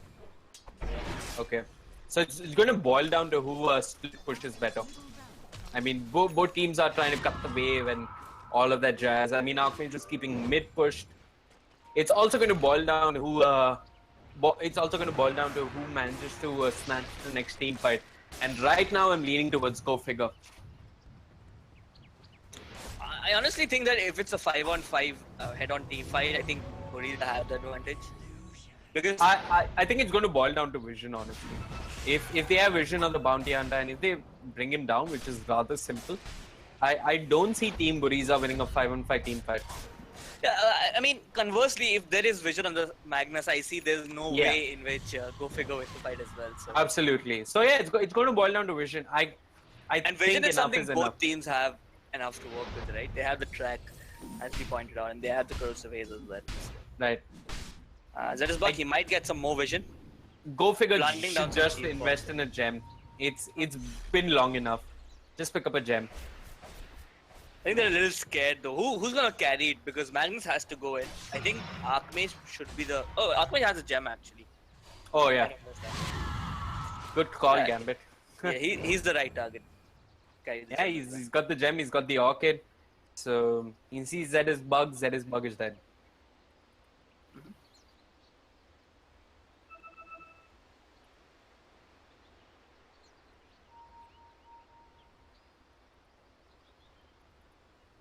But yeah, you were saying? Yeah, they finally managed to push down the lanes, keep the equilibrium on the other side of the map, and Buriza, they've grouped up. They don't have Zetisbug to provide them the vision they need, but they can keep the lanes pushed until he comes and joins them. Then Clownk is also quite close to his NKV. But I think he's going to save for buyback. Yeah, that's the question. Is he going to buy his NKB or save for buyback? I think he has enough damage, so it's fine if he saves. Roshan, there's a while before he respawns, but look at this. They've got true sight. What? Archmage? There you are. There's the orchid. An old man Zetisbug will go down. One shrine traded for a bounty hunter kill. Do you think that favors Buriza? If it was a shrine near Roshan, I would say it favored Buriza, but it isn't. The shrine near Roshan, in my opinion, holds more value as it's an access point to Roshan. Fair enough. So I'm okay with the shrine going down. I mean, it's meant for the mid laner more than anything else. I think TA has a MKB plus buyback at the point, so should be coming out from her pretty soon. Not that MKB is a very crucial item here. I think it's not very necessary to get MKB to counter the PA. I think it would have been better if she goes for the crits and try to jump the back lines. Okay. But I like how Deliverance is itemizing. Archmage though, he's actually caught a Clown Cave, forces out a BKB, he's caught in a nice path. Turns around, Shadow Strike onto Venom, used, does have it. So he's got the Jakiro, this could be the death of Venom, they've got the Crush Rocket as well. RP, they've got Clown K as well as the Jakiro. Omni slash Sonic Wave, nobody fallen just yet, they've lost the Jakiro, but they've traded in the Slada as well. Deliverance will end up going down. You questioned that MKB, but it did its work in that team fight. And Clown K is chasing for more, he's got the trap, he's got eyes on snacks. Here comes Zetisbug. With anger, with vengeance, with track, they will manage to bring down the Magnus and maybe go figure a bit of more than they can chew. I think this has been the problem for Go Figure's lineup. Is that past the 20-minute mark? Ooh, Archmage, no bash just yet. I mean, easy, did have the Skull Basher, didn't get the bash up. He's seeing a buyback coming out from Snacks, but he hasn't got RP for 80 seconds. Fortunately, the creep wave just isn't there. There is yeah, one pushing but in the there's bot no lane. backdoor protection. They can just go down mid. It's going to force out a glyph. With no Deliverance, no Sonic Wave, no RP, how are Go Figure going to fight? They're going for the Crush. Snacks looking to bring someone back. Does bring back the DA. Clown K says thank you very much. Turns around, gives a quick melt hit, blinks out of there. Archmage trying his best to push easy out of here. Easy does manage to drop the healing ward, but it was promptly brought down. Can they go for more? Rampage with the crush. A kill on Clown Cake could be huge. He's sitting on a lot of net worth, and 522 gold goes into the pockets of Drake. Zed is bug being tighted. Old man forced to run around, will end up going down. It's a killing spree for Archmage. And they do manage to find 2 quick kills, hold on to that tier 3, and maybe even get Roshan. Do you think Clown Cake is going to buy back for this? I think he should. But looks like in the mid lane, Archmage has gone on with this kilo. Right. So this is really hard call to make. It's safer to not buy back, but I don't think you can buy back with Jakiro so low and too late. Doesn't matter. Yeah, it's too late, not worth it. But yeah, go figure. This is a lifeline for them. They've stretched the game a little bit longer. I think now the real question comes is whether they can bring down the PA twice. They were committing the Omni Slash solely on the PA for the previous fights. They don't have 2 Omni Slashes, so yeah, let's see what it comes down to. Okay. 39 minutes in, the score 19-21. It is a very tense game indeed. While India are cruising towards victory, 32 runs from 80 balls. How are you doing this? Do you have a TV running on mute? No, yeah, my mom's watching the match. It's right next to me. So Rohit Sharma hit 110. That guy only plays well in the IPL, but he's actually doing well in a one day. So you convinced your mom to watch it on mute? Yeah, that's what I do when I have a cast. That's nice. So sweet of her. Yeah. Yeah, but this Rohit Sharma guy, I mean, he plays so well in the IPL, usually, and he's horribly mediocre when it comes to playing for India. I mean, he's a very hit or miss person, right? Yeah. Not a big Rohit Sharma fan myself, but he has done some incredible stuff. He has 2 double centuries as well, right? In one day, which is more than impressive, I would say. Yeah, but Aegis on Deliverance, I think this is the time to group up and push. Can Buriza defend is going to be the real question. I think they might be lacking in terms of damage. Because for sure Queen of Pain has enough damage to jump the backline heroes. Especially the Jakiro. Actually, it's just going to be the Bounty Hunter every single time if he can manage to catch hold of him. Where's the gem though? I don't see the gem. He doesn't have slots, so the gem has been handed over to Magnus. It's with Magnus. Okay. I think if they land a good RP, they definitely win. The problem is that they've never managed to land a good RP. They did once actually. It was when they were hitting Raxes, I think that's a slightly overrated example of the RP. Okay. Archmage has gone for the completed Mjolnir. So magic damage along with the Veil, also some right click and some wave clear. He feels the need to man up to the Juggernaut and DA. I really think it's almost impossible to kill Archmage. He has so much mobility, he has so much armor to work with. He also has 70% spell lifesteal, which makes sense about the Mjolnir now. And has he gone for the cooldown reduction? Yes, he has. So Archmage is going to be hard to kill, as you pointed out. And it's not like they have any big stun coming their way. Maybe the Abyssal once it's completed, but he'll probably need to save for buyback as well as the Abyssal. So it's not really coming at the current moment here. I honestly think Snacks on the Magnus cancels RP more times than he hits RP. Yeah, he's one of the more triggering offlaners to watch because he keeps channeling it and... But he's actually been a very reliable offlaner for side. I've seen... I want to say that Snacks is the most consistent player on the squad. And no, I think it's Archmage, and definitely it's Archmage as well, but okay. I'm pretty sure I think it's Snacks, but fair enough. I remember seeing a very, very god-awful Timbersaw performance from Snacks, which kind of... I remember that. That was one of his off games, but I also remember Archmage having a hard time with the Ember Spirit once. Yeah, anyway, it's very tricky, but Deliverance, he's going to keep it straightforward. He's just walking up, moving on to the tier 3. Now they have vision of the PA. Archmage is pushing out the top lane.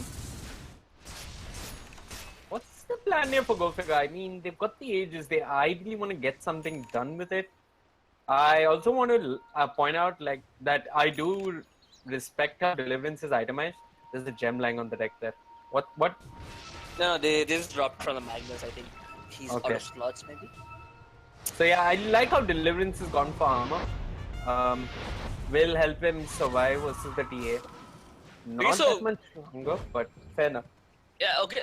I think we're at a point where I think it's very, very hard for Go Figure to lose. Even though they've lost one set of axes, the fact that they have double RP and double global silence means that these team fights are double global silence? Yeah, they have double global silence. They just picked up a reflection. So this is gonna this scaling potential of these two heroes have been done so well that it's really hard for Buriza to take the team fights at this point.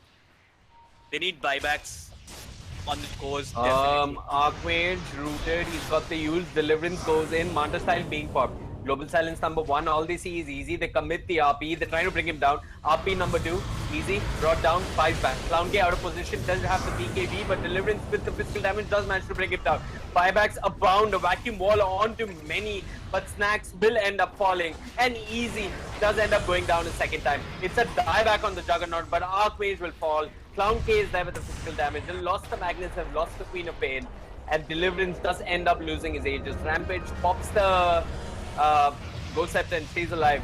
Deliverance caught rooted with the Rod of Atos, turns around, wants the kill, doesn't get it. Rampage is there with the crush, but he might end up going down. The side trap will slow him down. Buybacks come out from the Queen of Pain, and she snags a quick kill on the Bounty Hunter. Venom with the Ice Path might end up falling as well. Archmage giving chase, he's got the Shadow Strike, he's doing a whole lot of damage. Has got the cheese as well in his inventory, jumps forward, moves on a Venom, uses up the TA. The Ice Path is there, so Rampage, Archmage being controlled, Rampage jumps in with the crush. It's a man fight between a Queen of Pain and a Temporal Assassin. Rampage hanging around with the Ghost Scepter. Not much he's going to do. Clown K, well, that refraction is going to hold him in good stead. Especially since he's taken... He went for the -8 meld armor reduction. Didn't go for the +3 refraction instances talent. Anyway, that was one messy team fight. But it looks like the network graph is telling us that Go Figure managed to have come out on top. I'm going to point it down, bring it down to all those buybacks that came out from Team Buriza and the dieback on the Juggernaut. Yeah, there's a dieback on the Juggernaut and a buyback from the PA. Sorry, from the TA. Yeah. Conversely, there was a buyback on Co-op, so I think if they manage to catch out Co-op, which is very, very difficult, the game is straight up over. But I don't think it's gonna happen. If Juggernaut, he can't even buy out his Abyssal Blade, so yeah. I really see no way in which they bring down the pain. I think at this point, if she's swapped out her help, sorry, not her help, her Veil for Linken's, it would have been great, but looks like she's going for the Hex. Actually, he's toggling 2 items in her inventory. It was the BKB first, now it's the Hex. Might see the Linken's. Yeah, I guess he needs it as well. Rampage getting some D-words off with the gem. He's got the Blink 4 stuff as well as the Ghost Scepter, so he should be fairly fine. Deliverance, he's doing a fair bit of damage, but he ends up going down too easily. I think his illusion gets copied every time by the Darkseer, and that seems to be doing a lot of damage. Right. And there still hasn't been a single moment in the match where Deliverance has managed to blink in and walk out alive from that. So that seems to be the problem. Maybe... I honestly don't think the BKB is helping him that much. Yeah, it isn't. It actually isn't. Yeah, I said this a while ago that I'm not sure BKB was honestly the best item choice for him. But look at this. He still needs it because of the root. Rampage breaks the smoke, does manage to blink away. He's got the 4 staff. He's tracked up as well, and he's being chased. Yeah, coming back to the BKB, I think he still needs it with that Atos on the Jet Hero and Ice Path. There are small things which he needs it for because he might not be able to get... It's a 6-second BKB at this point. Okay. But it's honestly, it's not that he goes in, gets controlled, and ends up falling down. He's dying to physical damage, which is why I like the assault pickup, which is going to let him be a little bit more survivable. You also mentioned that the Darkseid is doing a fair bit of work with his wall. There's honestly not much you can do. What's that? Other than not walking past that wall, honestly. Yeah, I think this Roshan is going to be key because Queen of Pain doesn't have a buyback, neither does Juggernaut, neither does TA. So both teams are going to be angling for that Roshan. Let's see if any team makes a slight bit of a mistake here. It's also past the 40-minute mark. So we've got runes spawning on both sides, and Snacks picks up an invis rune out on the hunt.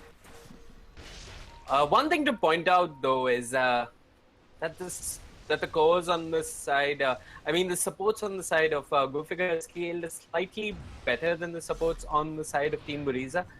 Actually, I'm going to take that back because Venom has an Ag Scepter. I mean, it's one of those Ag Scepters which you get first. It doesn't really do so much, that item, I feel. Even what does it do actually? I'm not sure. It makes your macro fire huge. Just click on the micro fire and you'll see the range of that skill. Okay. So it gives you more range, that's it? And basically like a Fisher. Increases flame length, duration, and damage. Macro fire destroys trees in its path. Excellent. It's a meh Agnum's upgrade. Yeah. Macro fire itself is a pretty average skill. Yeah, it's pretty shit.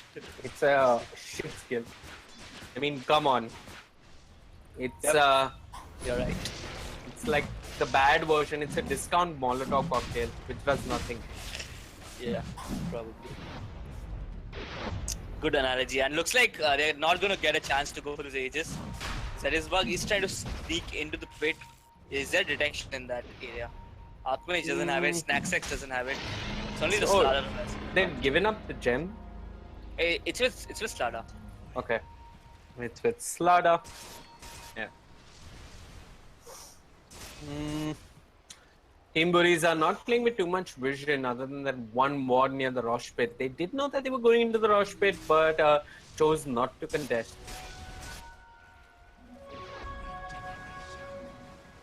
Game is getting harder and harder for Buriza because heroes like the TA kind of fall off after a point.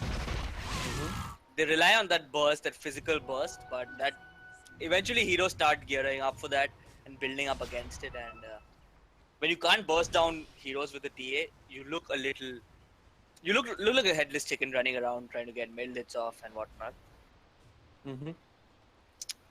What's also worrisome is Archmage has the sheep stick complete. TA's BKB is at 5 seconds. I really want to point out that Zetisbug and that Lotus Orb is going to have a fair bit of value. Yeah, but I think that one thing we forgot to notice is that there still hasn't been a good RP in this match. There were two committed last time and both of them were solo on the Juggernaut, which actually led to his first death. So without that huge RP coming in from Snacksex, Buriza still has a chance in these fights. Go figure, they're sitting at a net worth advantage somewhere between 10,000 and 15,000 gold. EXP is at 10,000.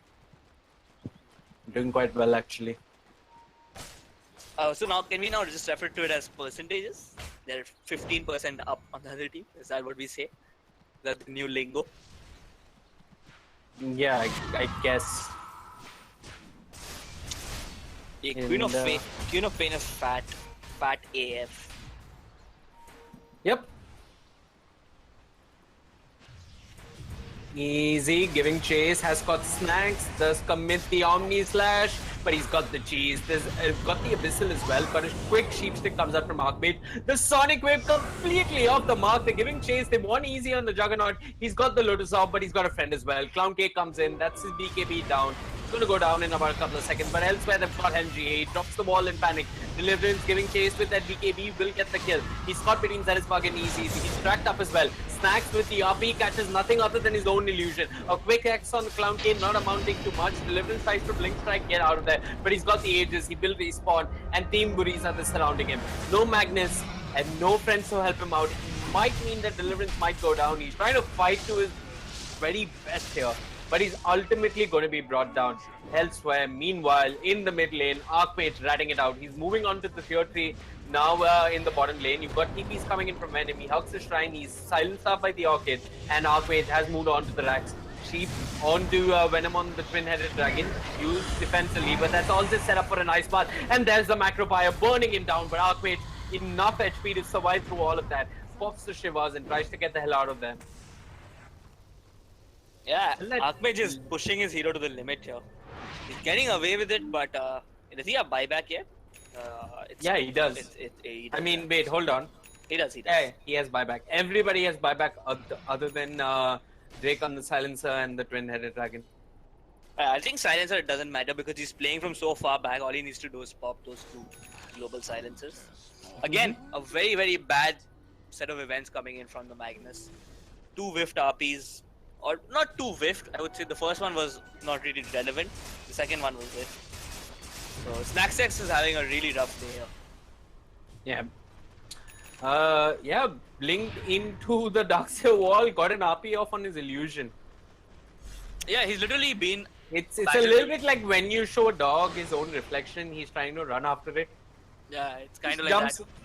into the wall and RPs himself.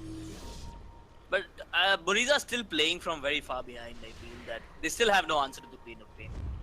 Queen of Pain can blink in anywhere, behind anyone, and do anything. They don't have any answer to the Queen of Pain, but if Queen of Pain is left with no teammates and no team fight, she's not going to be able to deal with all of Team Buriza. I mean, we saw that last time, but she still managed to get the top tower. So she is having a lot of impact, I feel. Ooh, Drake does walk into easy. He's tracked up, slowed down with the diffusal. They're chasing him with the Lotus Orb. That Glimmer Cape not too good, but Snacks with the RP. He catches 2. A quick vacuum wall into the ice path. The macro fire off the mark. Archmage manages to bring down Hell, and they're chasing for more. Venom out of position will fall, and all that remains on the side of Team Buriza is the Templar Assassin. And maybe Go Figure have done enough to snatch the game from Team Buriza. Not sure what the Juggernaut was thinking, trying to go in so deep, pushing in without any reason on that silencer. They're gonna have to buy back on all the heroes at this point.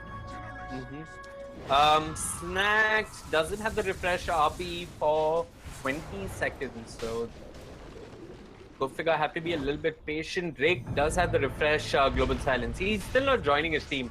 I really like his commitment to staying in his own base. But a little bit of split pushing coming out from Go Figure. Deliverance in the top lane with the Empower. Archmage elsewhere. I did hear an RP. It looks like Rampage did end up going down. Go Figure splitting Team Buriza across the map.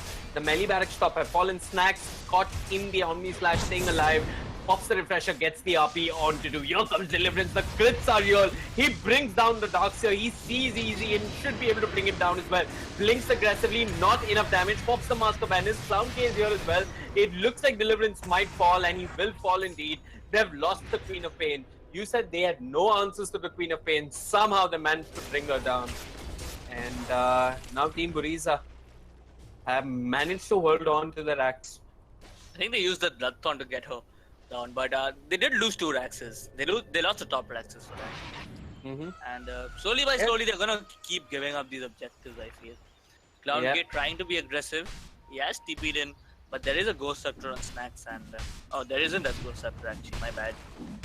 Will you try and get this kill though? That's the real question. No, he won't.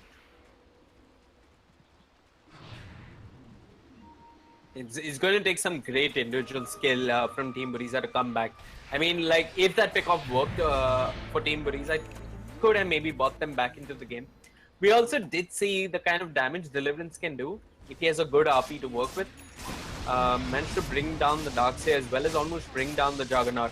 But Team Buriza, they're focused on the racks. Rampage, can he land a huge crush? Snacks goes in with the skewer, doesn't catch anyone. Easy moves onto the racks, crush just onto the Juggernaut. But here's Deliverance with the Abyssal. The patch is real, they've got the global as well. Easy, not got the Manta style to work with. In fact, he already used it to struck off the global silence. Deliverance chases him down and crits him back to his own fountain. They're chasing for more. Zed is bug out of position, Yuled up in the air, controlled by Archmage, but no detection. And it's 104 seconds with no Juggernaut. I think that's GG. They barely managed to get down the Queen of... Damn, Zed is bug. He's got the gem. He's going to end up going down. He did have the Lotus Orb, so he managed to remove the corrosive haze. He's actually going to survive. Just a little bit of time, but 111 seconds is too long for his team to hold, I think. Especially with Drake not having to leave these fights. They've got the Ags Macro Pyre. It's good for getting rid of one set of creeps, but at this point you don't really need the creeps. I think Macro Pyre needs a buff, man. Everybody whines about techies, but Jakiro is one of the most... I mean, other skills make up for it. Okay. But go figure, they're just converging on the bottom racks. How does Buriza fight this? Does Clown Cake get any wonderful initiation off? It's actually MGA with the vacuum wall onto 2. Deliverance turns around, pops the BKB, focuses the Darkseer, will manage to bring him down. Elsewhere, Clown Cake giving chase. They did manage to bring down the Magnus. Archmage with the use on the TA, but he's got an Ice Bath, and maybe they have enough damage. The Crush is there, and Clown Cake will fall. He'll buy back as well. They've got the Global Silence, allowing Go Figure to disengage. Snacks comes in with the RP, but it's on the old man Zed's bug, and it's clearly not going to be enough at this point. TA has spot back, is giving chase. The Ice Path onto Deliverance. If they do manage to bring down the Phantom Assassin, it could be huge. The Atos is there on the Rampage, but they did end up losing their ranged barracks in the bottom lane. Go Figure going to push for more. There's a small chance for Buriza now because they have a minute or so when the Queen of Pain is not there. But they might get pushed from the side. They might get ratted a little bit, and they might have to come back. They're going to give up Roshan. Our team Buriza are going to contest. I don't think it matters.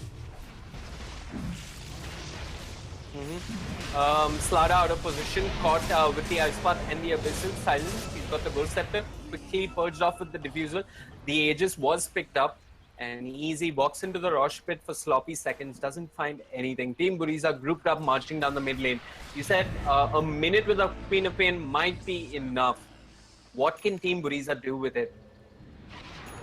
It's important to note that Go Figure does have the Aegis and it's on the PA, so it gives him license to go full retard. Crush onto the Juggernaut. Are they going to follow this up? RP onto 2 Snacks. With the initiation, Deliverance blinks in, but it's into an Ice Path, and the vacuum will make sure that Snacks is pulled back. Deliverance pops the BKB, tried to man fight, will end up going down. Elsewhere, Jakiro with the control onto the Magnus, Ice Path, dual breath, maybe just enough for Clown K to focus the racks. A Shockwave did come out from the Magnus, but it's really not too much. Rampage going in for round number 2. Zed's bug caught with the corrosive haze, maybe 1 kill could be enough for them. But, oh, oops, what did I miss? They did manage to skew someone back. It's the TA. 130 seconds with no Clown K. And maybe Go Figure can end up taking this game away from Team Buriza. They've got the Shiva's Guard, which did manage to clip Zed's bug. They've held him in place with the Crush. The Lotus Orb not going to do too much, and it's a quick double kill for Archmage. How do Team Buriza defend? No vacuum wall. Macropire coming off cooldown in a bit. Not sure how Team Buriza defend this. Right.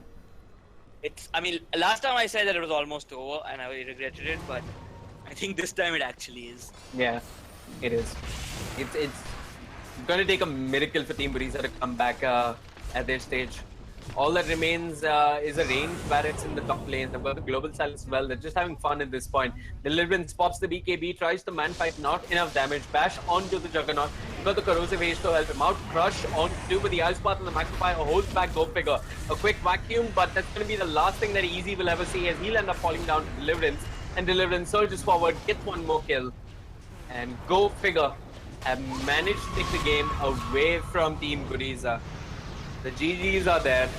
A beautiful performance, a beautiful all-round performance. And if we had to point towards an MVP, I guess it's Archmage on the Queen of Pain. Yeah, it definitely is Archmage. I think we could give props to Clown K as well on the TA. He had a pretty stellar game as well. So both mid laners do show up. They're doing pretty well. So probably at the LAN, Swifty's going to have his work cut out for him. Indeed. Go figure. They did lose to the council from Bangladesh the other day, but today they taste victory. And India managed to take the game away from Bangladesh. So we got an India-Pakistan final in cricket. And maybe we could have one in CS here at ESL as well. Who knows? But that's it for today as far as the broadcast is concerned. My name is Vivek. With me was Gambit. You can find me at facebook.com/VivekCasting. Gambit can be found in Powai, house number 15, Sunrise Apartments. But until next time, bye-bye. We watch as the fire falls down. One thing playing on our minds. Time stops and we don't make a sound. You crave the love I gave, and we'll do it again. A cold night getting warmer now. The ground shakes as our love gets loud.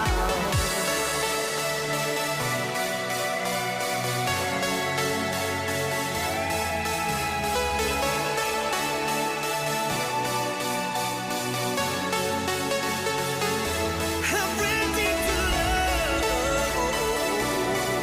We're the champions of the night. I'm ready to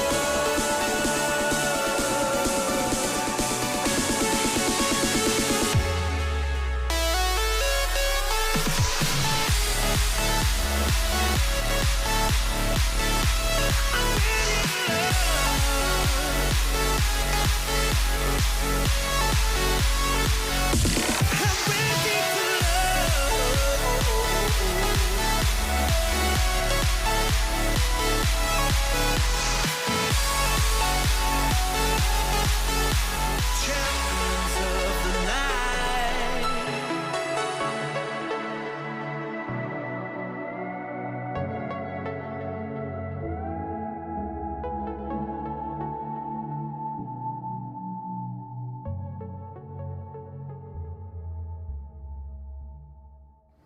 Alright, ladies and gentlemen, that was our last game for the night, and congratulations to Go Figure on winning their match. I mean, the game went through 1 hour and 1 minute. I would say 101 ka shagun to ho hi gaya.